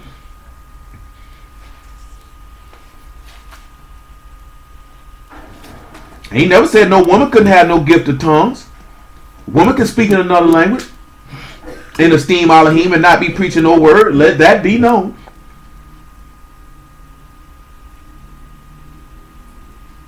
Woman can have the gift of prophecy. Let that be known. Won't nobody think ain't no gifts for no women. Niggas will tell you that. It's the dumbest thing I ever heard.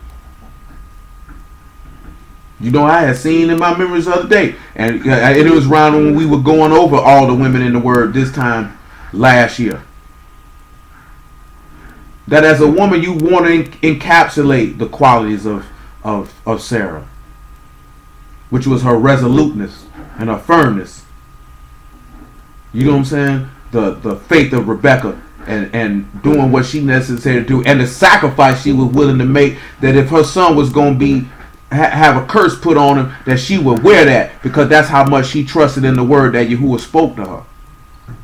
The fearlessness of Rachel to take her father's gods and discard them as the trash that they were. The honor, humility, and wisdom of Esther. You know what I'm saying? The strength of Deborah. These are the type of things a woman should ought to emulate. Because at that point you'll be emulating your God, because they were showing godly attributes. And a man who's of God can identify those things in a woman, and they can see them. And if a woman's of God, she should be able to identify the things of a man. Like all this stuff, we're supposed to be able to see this because we've been dealing with the word too long. You've been dealing with the word too long to not be able to recognize and identify things. You ain't a year in no more. You ain't 2 years in no more. Most of y'all got 4, 5, and 6 years up under your belt. This just should be like shooting crabs in a barrel. Hebrews 8:1.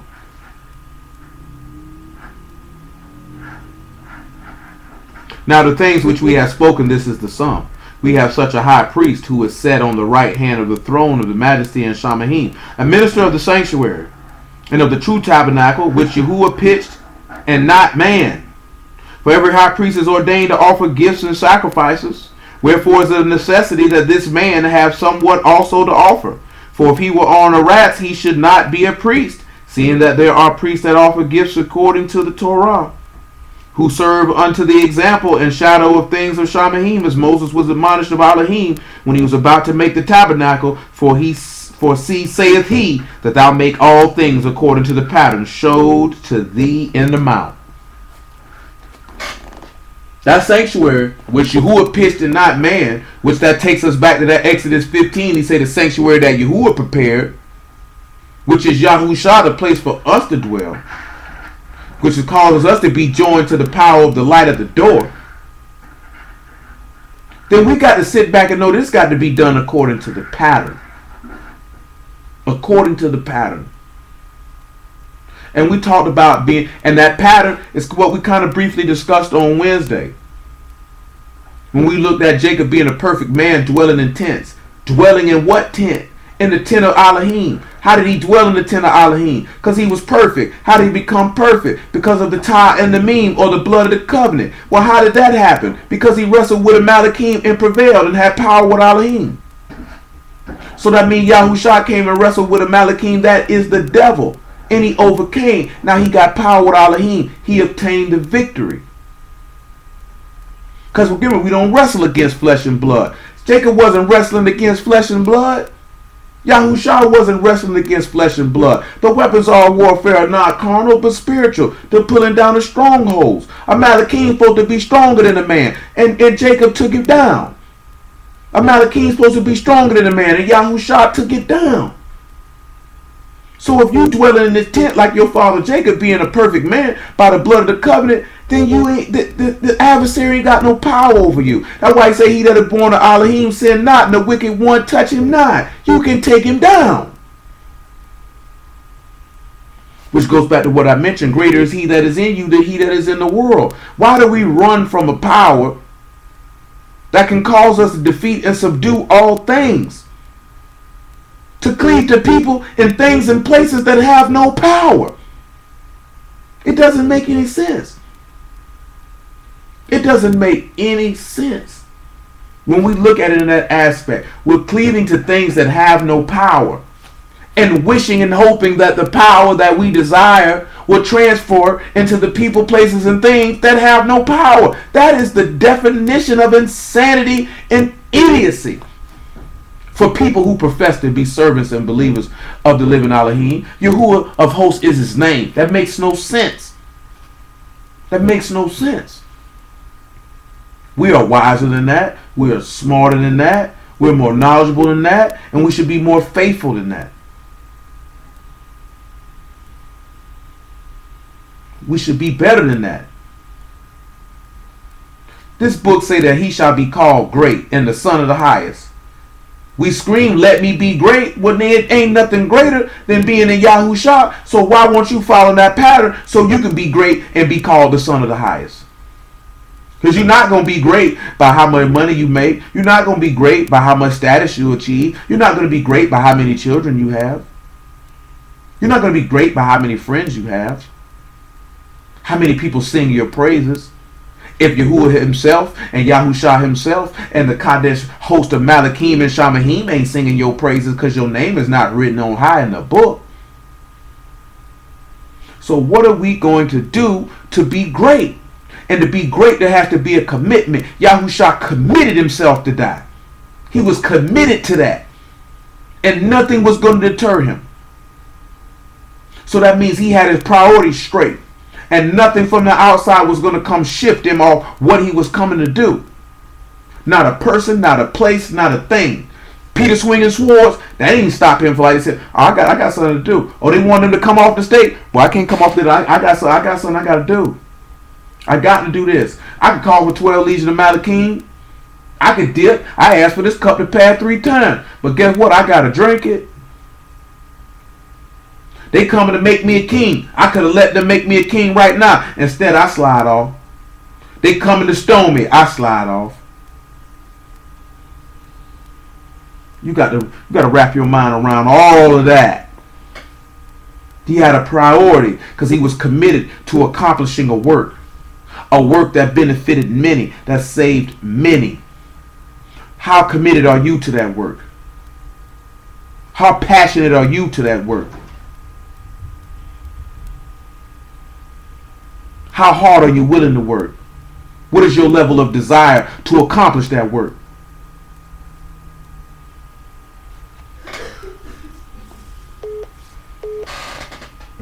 That's what you got to ask yourself. That's what you got to ask yourself. That's what you got to ask yourself. Yahushua said, I lay my life down on my own. I'm committed. He telling these people he finna get killed before he even get killed. He was committed. He was committed. We commit to everything but Yahuwah. That's sad. That's sad. You know what I'm saying? And I think because you get comfortable, you feel like, well, I've been doing this for some years. You know, it's the Sabbath again, and you ain't hungry for it. You ain't looking at a way where you could be better. You ain't looking at a way where you can continue to be great. You got to find a way to challenge yourself and push yourself in this, man, every single solitary day of your life. 1 Kings 8:59. You can't be sitting out, oh, I'm good now. You ain't good nothing. Paul said, I fought the good fight of faith. Paul fought till he died. He ain't sit back and say, shoot, I received the Ruach after I had went blind. I'm straight now. He fought till he died. He kept going till he died. He wasn't satisfied. Matter of fact, since I said that, Philippians chapter 3. You got to still follow after. You still got to be as hungry as the first day you heard it. The first day your heart was pricked.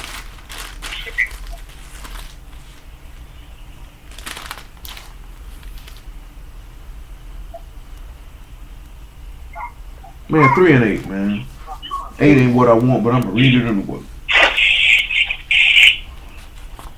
Yea, doubtless, and I count all things but loss for the excellency of the knowledge of Yahushua HaMashiach, my master, for whom I have suffered the loss of all things, and do count them but dung, that I may win Mashiach, and be found in him, and not having my own righteousness, which is of Torah, but that which is through faith of Mashiach, the righteousness which is of Elohim by faith, that I may know him, and the power of his resurrection, and the fellowship of his sufferings, being made conformable unto his death, if by any means I might attain unto the resurrection of the dead, not as though I already attained, neither were already perfect, but I follow after, if that I may apprehend that which I also am apprehended of Yahushua HaMashiach. Brethren, I count not myself to have apprehended, but this one thing I do, forgetting those things which are behind and reaching forth unto those things which are before, I press towards the mark of the prize of the high calling of Elohim and Yahushua HaMashiach. Get you 1 Corinthians 9 and 20. See, right? This man say he was apprehended of the gospel of Yahushua HaMashiach, which makes him strive that he may be apprehended of it. This man say, I do not count myself to it. He is not comfortable. He has not gotten complacent. He say, forgetting those things which are behind me, I'm going after which is in front of me, that I might receive that, because I haven't apprehended that. You have to realize that you ain't apprehended the resurrection of the dead yet. Why are you comfortable? You're supposed to still be pressing. You're supposed to still be going. That fire still... Jeremiah said, I tried to keep my mouth shut. He said, but your word was like a fire in my bones. What happened to the fire? You know, there's a saying in the street, closed mouth don't get fed. And Yahushua told you yourself, blessed are those who hunger and thirst after righteousness, that they'll be filled. So it's a lot of people around here hungry because you lost your drive for it. You ain't hungry no more. Because you got a little bit of bread, you got a little bit of water, you got a little bit of wine, your belly got full, and now you around here Yesharon, wax, fat, and kick. You ain't hungry no more. That's what happened to him coming out the winter. You're not hungry anymore. See, when you was around there and you felt like them people were oppressing you and beating you, or sin was beating you down, and this, that, then, the third, you were hungry for them. But now you've been walking in the wilderness and you had a little bit of manna, he gave you a little bit of quails, and he gave you some water out of rock, and now you Yesharon, wax, fat, and kick. You ain't hungry no more. So you have to stay hungering and thirsting after righteousness, irregardless if you get drinking water or eating bread or not. You have to stay hungry. Word or no word, that is the key to any level of success. See, some people look at people who are successful, like in business, who keep going, and they take as they being greedy. It's so their business don't collapse from complacency. They may not even necessarily be pressing just to make more money. It's the fact that I need something else to challenge myself to continue to sustain a certain standard that I've set for myself. So I'm challenging myself to be better. I'm finding a new challenge, a new thing. That's why you see some people who have, like case in point, just because that's the first thing popped in my mind. That's the only reason why Vince McMahon is trying that XFL. I succeeded in wrestling. I tried football once and I failed, but I have a hunger to challenge myself to do something different in order to pull a level of greatness out of myself so I can be successful. So I'm challenging myself in something else. This is why he chastises us and rebukes us and do certain things and show us certain things, so you can see the next challenge that you need to accomplish, so you can sit back and look how Paul got the Ruach in him, and he said, I ain't apprehended nothing. I ain't even talking to you like I apprehended anything. That's a different type of mindset. That's the mindset we have to have. Nevertheless, 1 Kings 8 and 59.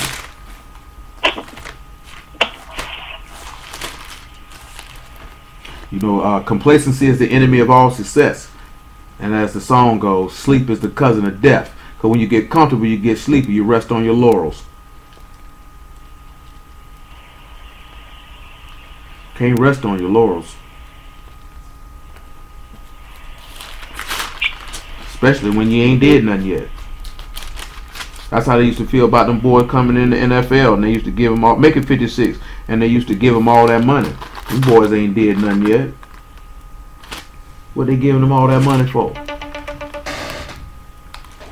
Oh yeah, I'm gonna get it in a minute. Let me get this first Kings 8 and 56. I appreciate you though. See, they're gonna work that in a minute. Baruch be Yahuwah that have given rest unto his people Yasharal, according to all that he have promised.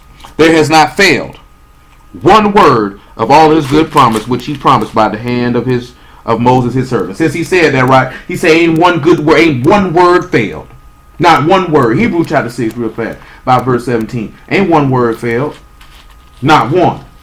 He ain't told now lie. Then we go ahead and get to 1 Corinthians 9. Do it like that. Not one word done failed. He ain't told now lie. Make it 6 and 13. He ain't told now lie. As a matter of fact, we'll make it 6 and 11. Hebrew 6 and 11. He say ain't one word failed. Not now one. Not now nary one. He said, we desire that every one of you do show the same diligence to a full assurance of hope unto the end. See what he told you? That you got to show the same. Yahushua said, he that endured to the end, the same shall be saved. You have to have, the book tell you, the book of Proverbs, see him that is diligent in his labor, he'll stand before kings. You got to have the same diligence, the same hunger, passion, drive, all the way to the end. Can't get comfortable. Can't get comfortable. Not with this, not with anything, period.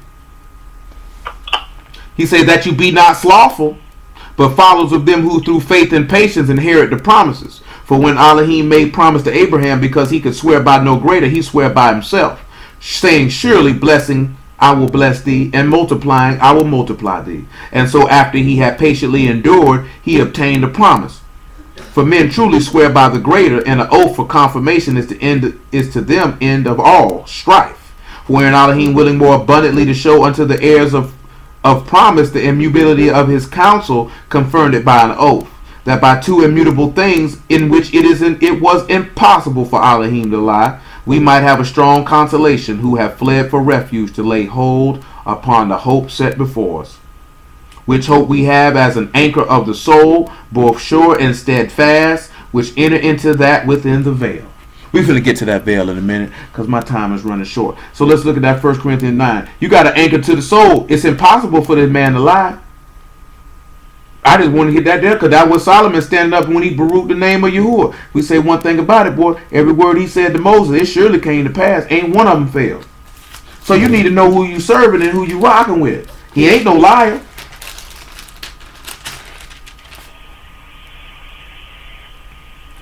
1 Corinthians 9 and 24.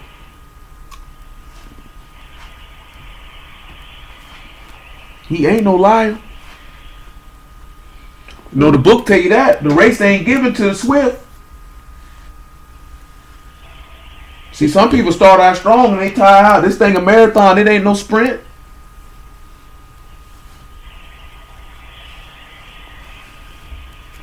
Know ye not that they which run in a race, run all, but one receive the prize? So run that you may obtain.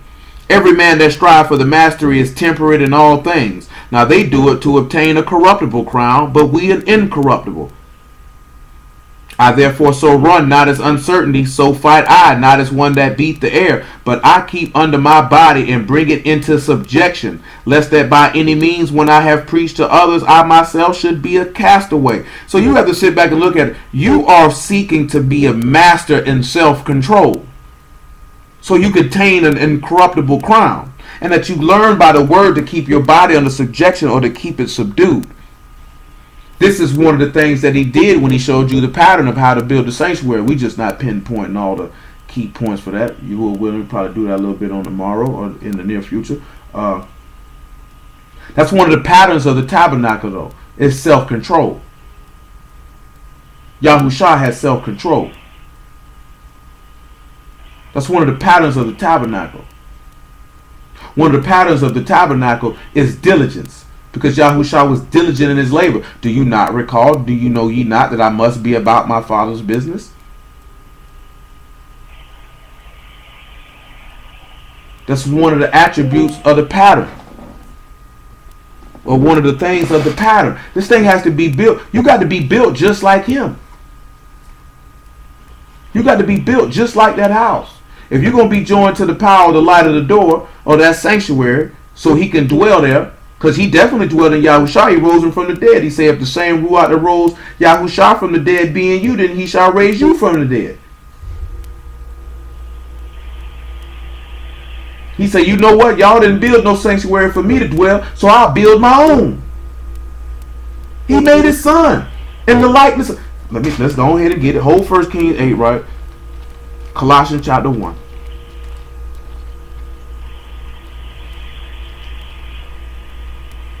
Matter of fact, make it Hebrews chapter 1.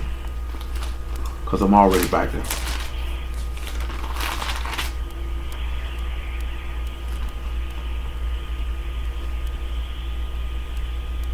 Hebrews 1 and 2. He said, having these last days spoken unto us by his Son, whom he have appointed heir of all things, and by whom also he made the worlds, who being the brightness of his esteem and express image of his person, and upholding all things by the word of his power, when he had by himself purged our sins, and sat down on the right hand of the majesty on high. Now remember, I said he the express image of his person. And you notice that Yahushua consistently stated that him and his Father are one, that they were a God. He consistently stated that. Why? Because he was built according to the pattern. He was made just like his Father. So when you saw, that's why he say, when you see me, you see Abba, you see him. Because I'm made after the exact pattern. I'm made in the image of Elohim, in his likeness, in his personage. Now he made him a sanctuary according to a pattern. That pattern is Elohim himself. And we have to make ourselves in that same pattern. Which should make you refer back to the things that we discussed when we were looking at the abundant and goodness and truth and full of grace and mercy. Why do you think he always talk about us showing mercy? Why do you think he always talk about grace, of being a separated seed of the cotton, the noon, the separated, the divided seed? Because you're not supposed to be joined to these people. When I say people, we talk about transgressors and unbelievers. You're not supposed to be joined to them, because he is not. It's not about you just having your nose turned up or not wanting to fool with people or cut people off. It's understanding that he himself, your Elohim, is not joined to that. And that's why you don't, because you're going according to the pattern. That's it. You're just following the pattern. That's all you doing. Make your sanctuary according to the pattern that he showed you in the mount. That's all you got to do. Because when you do that, you're actually following him. That is the goal. That is the objective. Come on back to 1 Kings chapter 8, man. All we trying to do is just like the book say, man, Yahuwah willing, is that he give us power to become the sons of Elohim, all those that believe on his name, to transform you and change you. You know, the son of Elohim became a man to make you the sons and daughters of Elohim. Godly people have power that ungodly people do not. A godly man and a godly woman have double that power, because that power that they have individually is now a collective.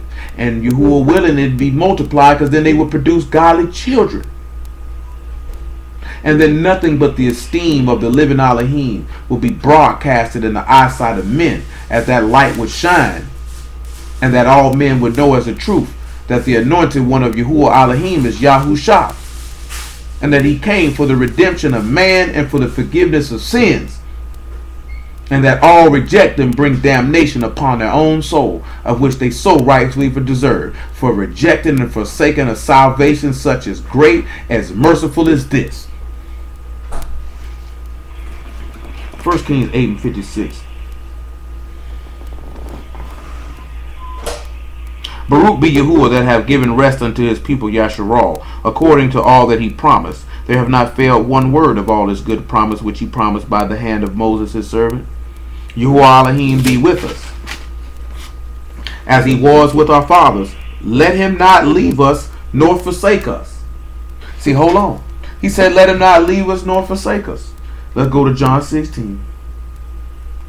John 16.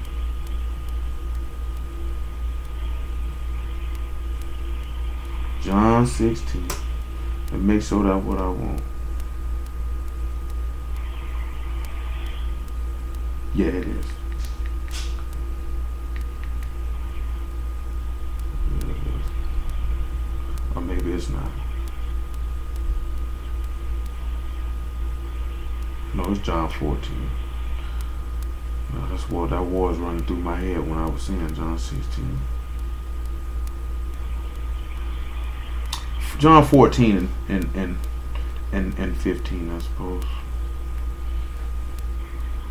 If you love me, keep my commandments, and I will pray Abba, and he shall give you another comforter, that he may abide with you forever.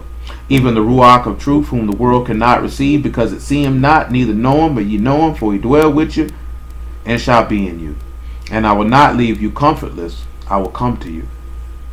See, he's not going to leave you alone now. He's not going to, see, we're going to look at something more. Say, yet a little while, and the world see me no more. That's good. Draw down to verse 27. He say, my shalom I leave with you. See, now we get to see I'm working or something. So just bear with me. It's 10:48. I can take about 20, 30 more minutes. Say, my shalom I give unto you. Not that the world give I unto you. Let not your heart be troubled, neither let it be afraid.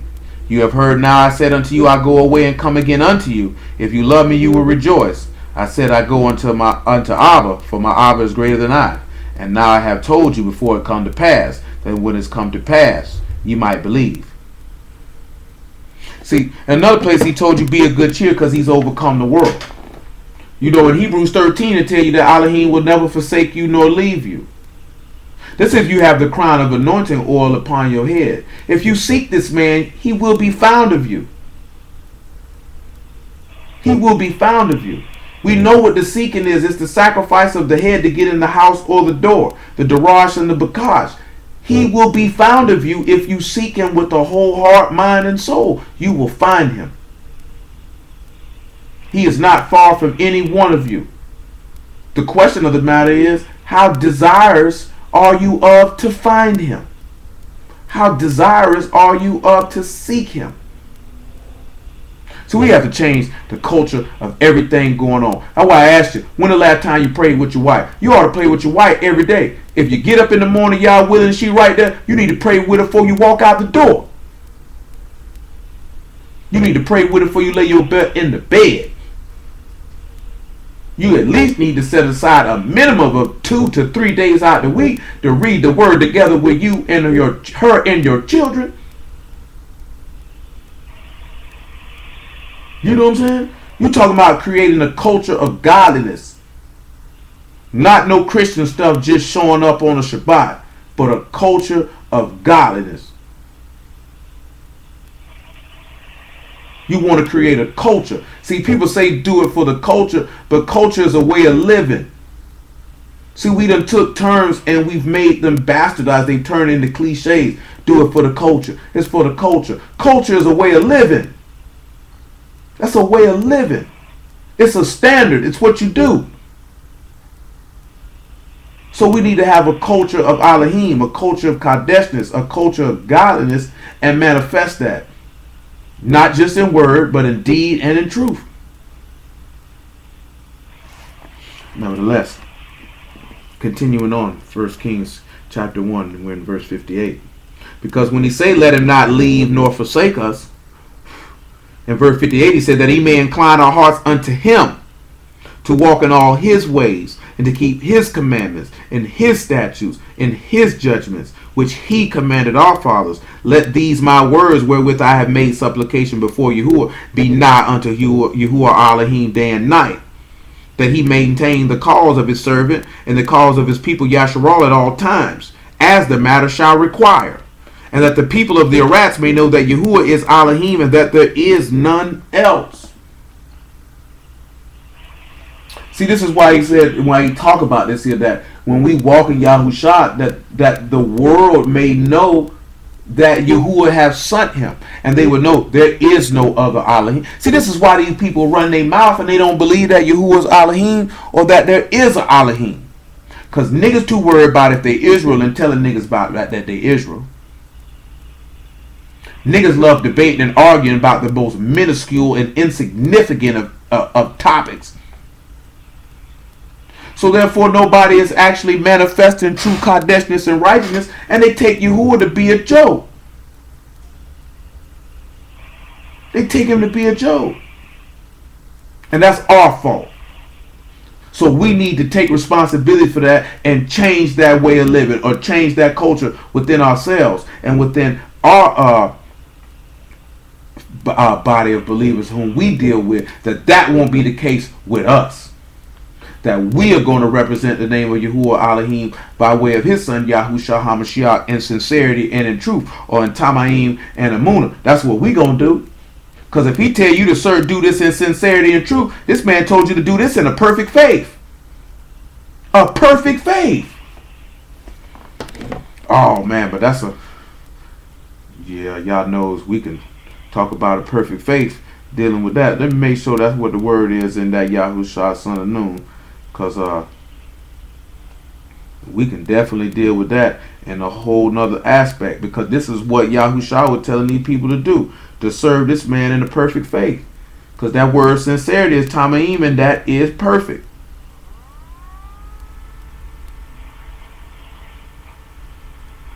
And it's the Amat. And faithfulness and in truth, or faithfulness or reliableness. So you're supposed to serve this man with a perfect faith. This is what he told you to do. A perfect faith by the right hand of the blood of the right hand is bringing forth this covenant. This is how you're going to be able to do this in a perfect faith. We need to serve this man with a perfect faith. Perfect faith makes perfect people. Which brings in the next word we're about to look at in verse 61 of 1 Kings chapter 8. Let your heart therefore be perfect with Yahuwah your Elohim, to walk in his statutes and keep his commandments as it is this day. The word for perfect is shalem. That is the word for perfect in this verse. And I will pull up all the definitions for it. Give me a moment, please, everyone. I should have already been there. Pardon my lateness. That word shalem is a complete, safe, peaceful, perfect, whole, full, at peace, finished, safe, unharmed, a covenant of peace, complete of keeping covenant relation. So Solomon prayed that you would have a heart that would be perfect in keeping this man's covenant. When we look at Shalem, we have the Shan, the Lam, the Lamad, and the Meme. That's what we got. And the other part of the game that I was going to do, yeah, we're going to have to save that for on tomorrow. Because I'm definitely not going to be able to work all that in this evening. I don't know why I thought I would be. I thought I'd be able to get it. I was wrong. And when we look at that, what we looked at it is you're joined to the protection of power. Because if you got a covenant of shalom with Elohim, you're joined to his protection. Which, if you notice that what Solomon prayed for, that when he made this supplication, that he might maintain the cause of his people at all times as the matter required. So when you got a covenant of shalom with Elohim, then you're joined to the power of protection, or the protection of the power, or the protection of Elohim. Which is why the law told you not to fear your enemies, for Yahuwah would fight for you. Which is why Yahushua had protection from his enemies. Why Joseph had protection from his enemies. Because they walked in the covenant perfectly. But let's look at something in Ezekiel 37, verse 24.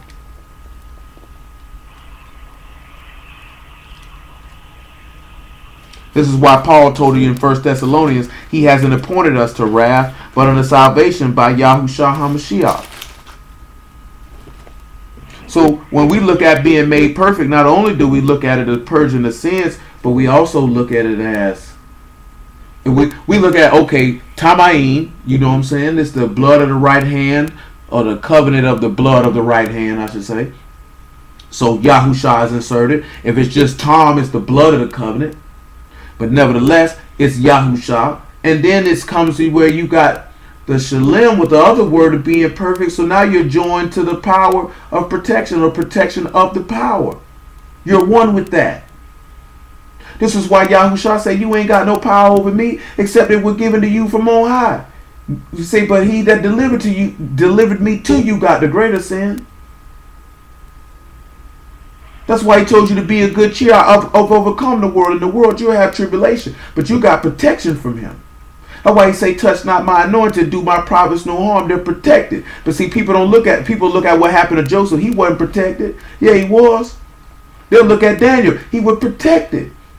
Because these men walked in this man's covenant perfectly. So he protected them. And he'll do the same for y'all. Remember, this man said, he said what about Elijah? He said, you know, Elijah was a man of like passions as we are. So these men ain't no greater than you. Yahushua say greater works than me you gonna do. The servant's not above his master. Say everyone that is perfect shall be as his master. So the same thing he did for them. I done heard dudes say, you ain't Elijah. He ain't gonna send no ravens to you. Why wouldn't he? What made Elijah any better than me? Nothing. If I believe and obey like Elijah, who's to say that Yahuwah wouldn't do that or greater things for me or for you? And the women are included. Don't think you excluded. 37:22 is better. He says, and I will make them one nation in the land upon the mountains of Yasharal, and one Malak shall be Malak to them all. And they shall be no more two nations, neither shall they be divided into two kingdoms any more at all. Neither shall they defile themselves any more with their idols, nor with their detestable things, nor with any of their transgressions. But I will save them out of all their dwelling places wherein they have sinned, and will cleanse them. So shall they be my people, and I will be their Elohim. David my servant shall be Malak over them, and they shall have one shepherd, and they shall also walk in my judgments, and observe my statutes, and do them. And they shall dwell in the land that I have given unto Jacob my servant, wherein your fathers have dwelt. And they shall dwell therein, even they and their children and their children's children, forever. And my servant David shall be their prince forever. Moreover, I will make a covenant of shalom with them. It shall be an everlasting covenant with them. And I will place them and multiply them, and I will set my sanctuary in the midst of them forevermore. My tabernacle also shall be with them. Yea, I will be their Elohim, and they shall be my people. Now this man say he will multiply you and set that light, or the power, to allow you to be joined to that power of the light of the door. Allow you to be joined to the power of the light of Yahushua. Simple as that, because we know he's the door. And it's the aspect of the part of the door that we haven't even discussed this evening. Because he talked about how he got a door that he can shut and no man can open it. And a door that he can open and no man can shut. For all intents and purposes, that door is open right now. Will you walk through it? He said he knock. And if any man answer, he'll come unto him and sup with him. He'll be joined unto you.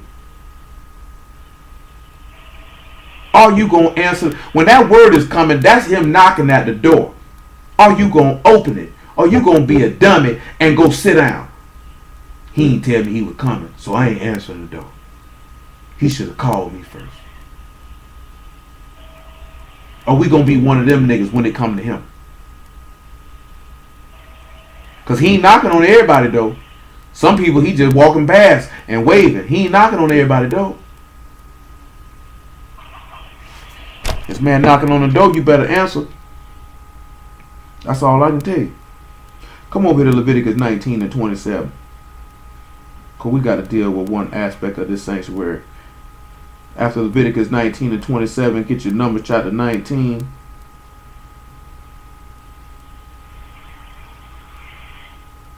There was some other stuff with light too that I wanted to get, man. And we didn't even get it. Y'all willing, we gonna get to it.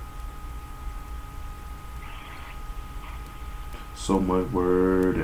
And then Jeremiah chapter 17. And not enough time. Leviticus 19, 20, 27. I need one more aspect though. I need one more thing though. I need one more thing though. Give me a second though. I got to find something real quick like.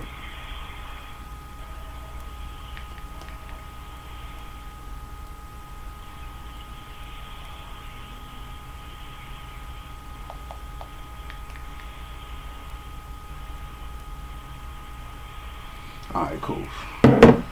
Let's go to Leviticus 19:27.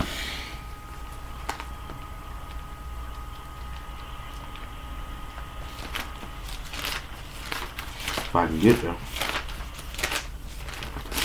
And I'm just reiterating something we talked about earlier, bring it full circle before we get out of here.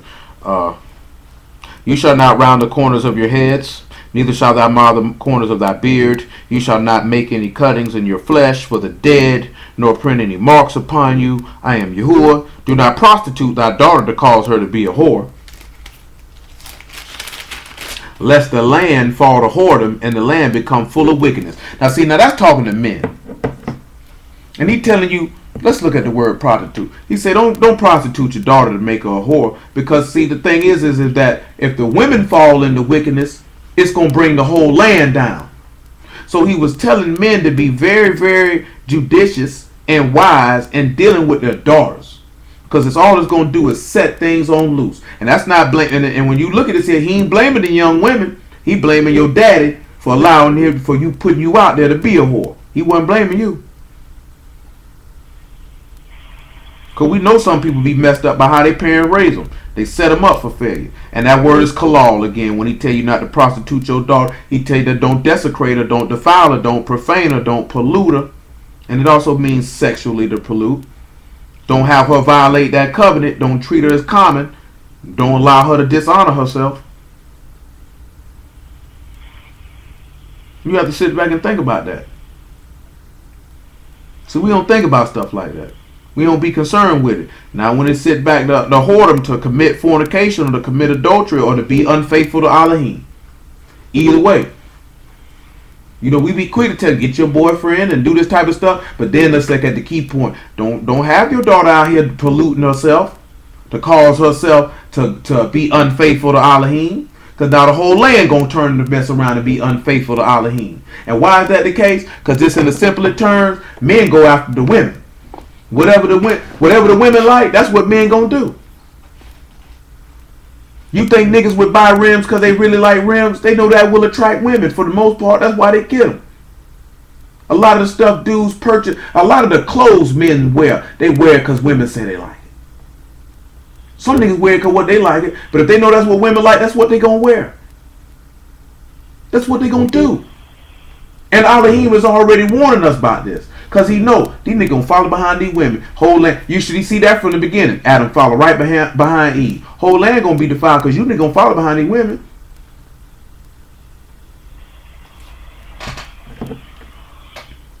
He said, you shall keep my Shabbats. And listen what he told you. And reverence my sanctuary. I am Yahuwah. This man told you you gonna reverence his sanctuary. Why would you think that he would need to let you know that you will respect his sanctuary? That word for reverence is Yara. You're going to be afraid of it. You're going to revere. Why should you be revering a location? Why? You need to respect the fact of being joined to Elohim and to the power of that light. You need to respect it. You need to respect it. See, people ain't afraid of that sanctuary. They'll be afraid of it after a while. What did I mention after this? I can't even remember. I can't even remember.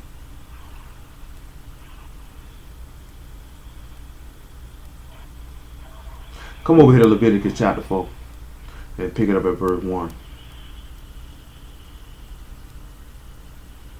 And we'll look at the aspect of being joined to the power of the light and how that was done, which will lead us to talking about sacrifices who are willing on the morrow. Oh yeah, it was Numbers 19. We got Numbers 19 and Jeremiah 17. That's Numbers 19 and 17 and Jeremiah 17 and 12. Yahuwah spake unto Moses, saying, Speak unto the children of Yasharal, saying, If a soul shall sin through ignorance against any of the commandments of Yahuwah concerning the things which ought not to be done, and shall do against any of them, if the priest that is anointed do sin according to the sin of the people, then let him bring for his sin which he hath sinned a young bullock without blemish unto Yahuwah for a sin offering. And he shall bring the bullock unto the door of the tabernacle of the congregation before Yahuwah, and shall lay his hand upon the bullock's head, and kill the bullock before Yahuwah.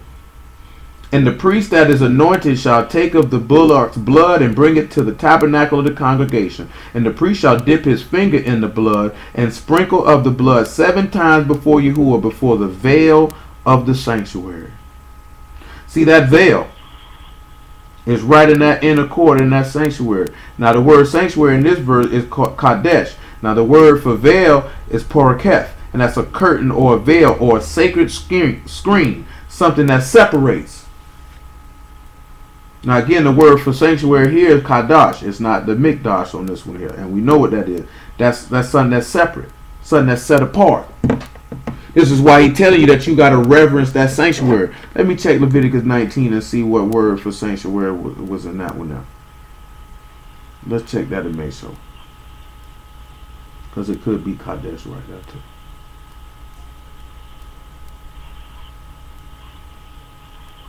No, it's the word we use in the Mikdash.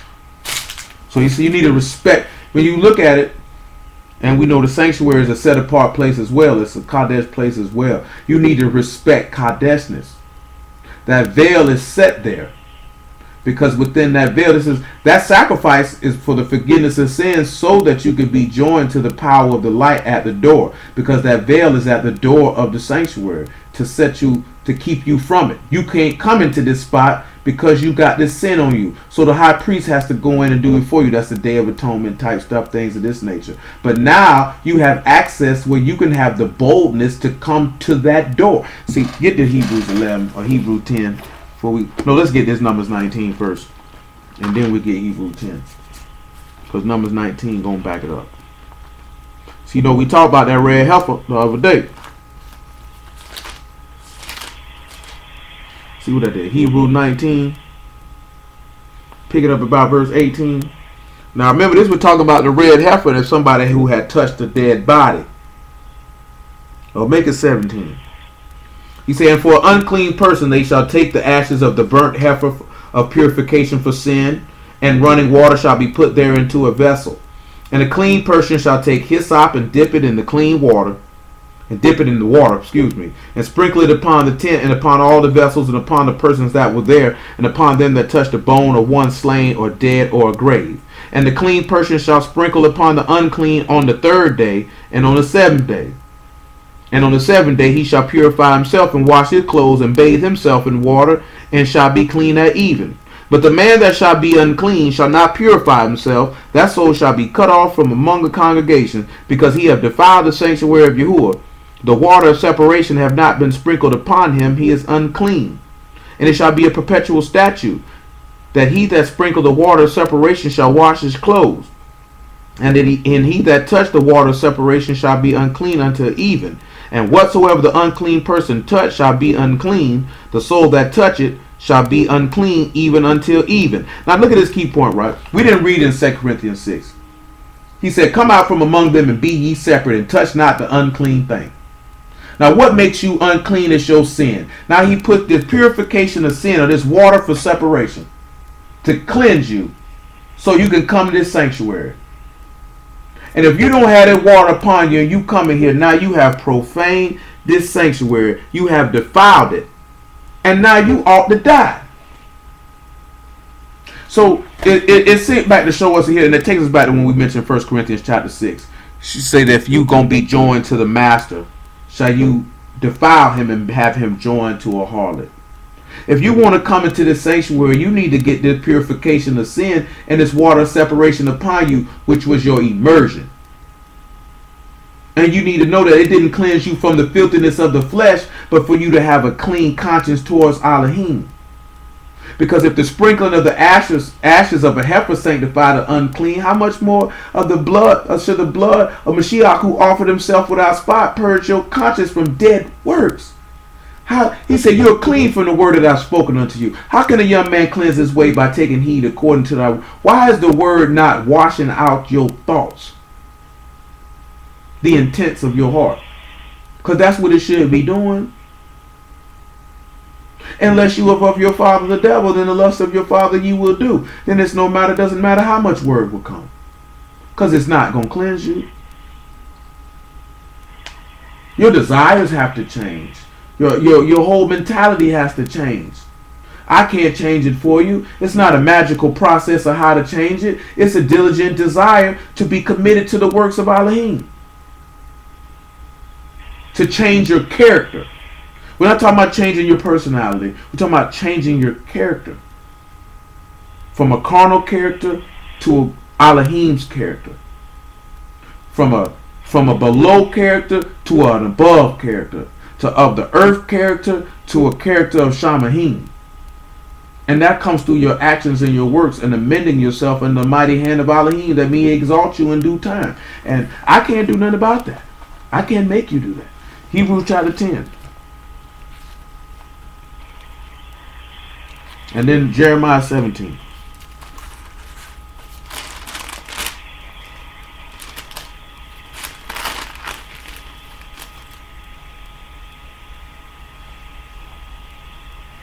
Make sure I got the right thing, what I want, man.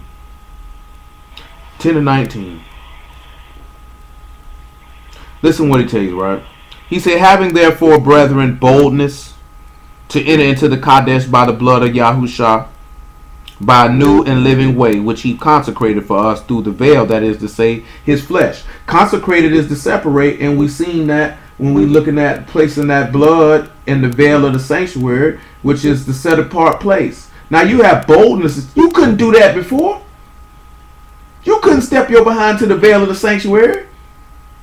But now because of a new and living way in a different priesthood, and now you consider to be a high priest because you're the sons of Aaron or the sons of Yahushua or the son of the high priest of the order of Melchizedek, you can boldly step to this man by this man's blood and you can approach.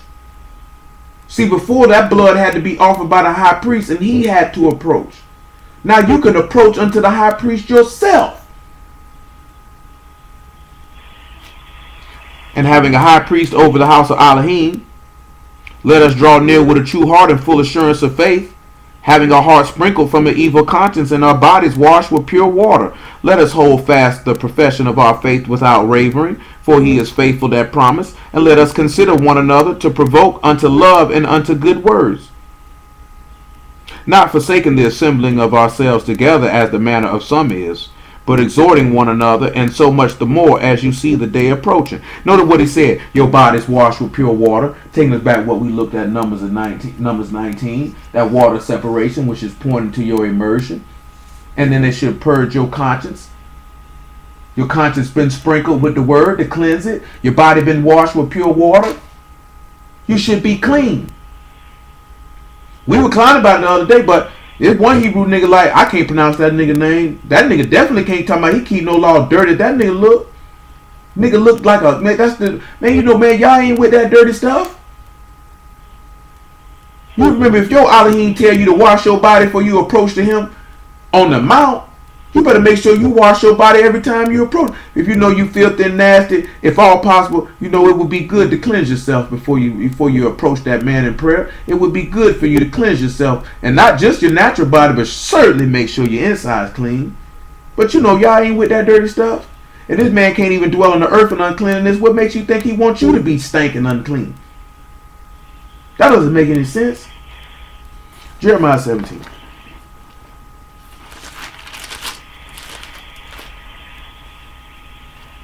But most importantly, definitely wash your body, but 17 and 9.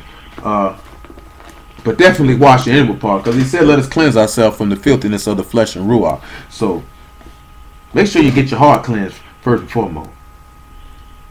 Make sure you get your heart cleansed.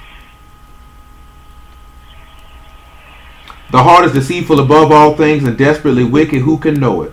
I, Yahuwah, search the heart. I try the reins, even to give every man according to his ways, according to the fruit of his doings.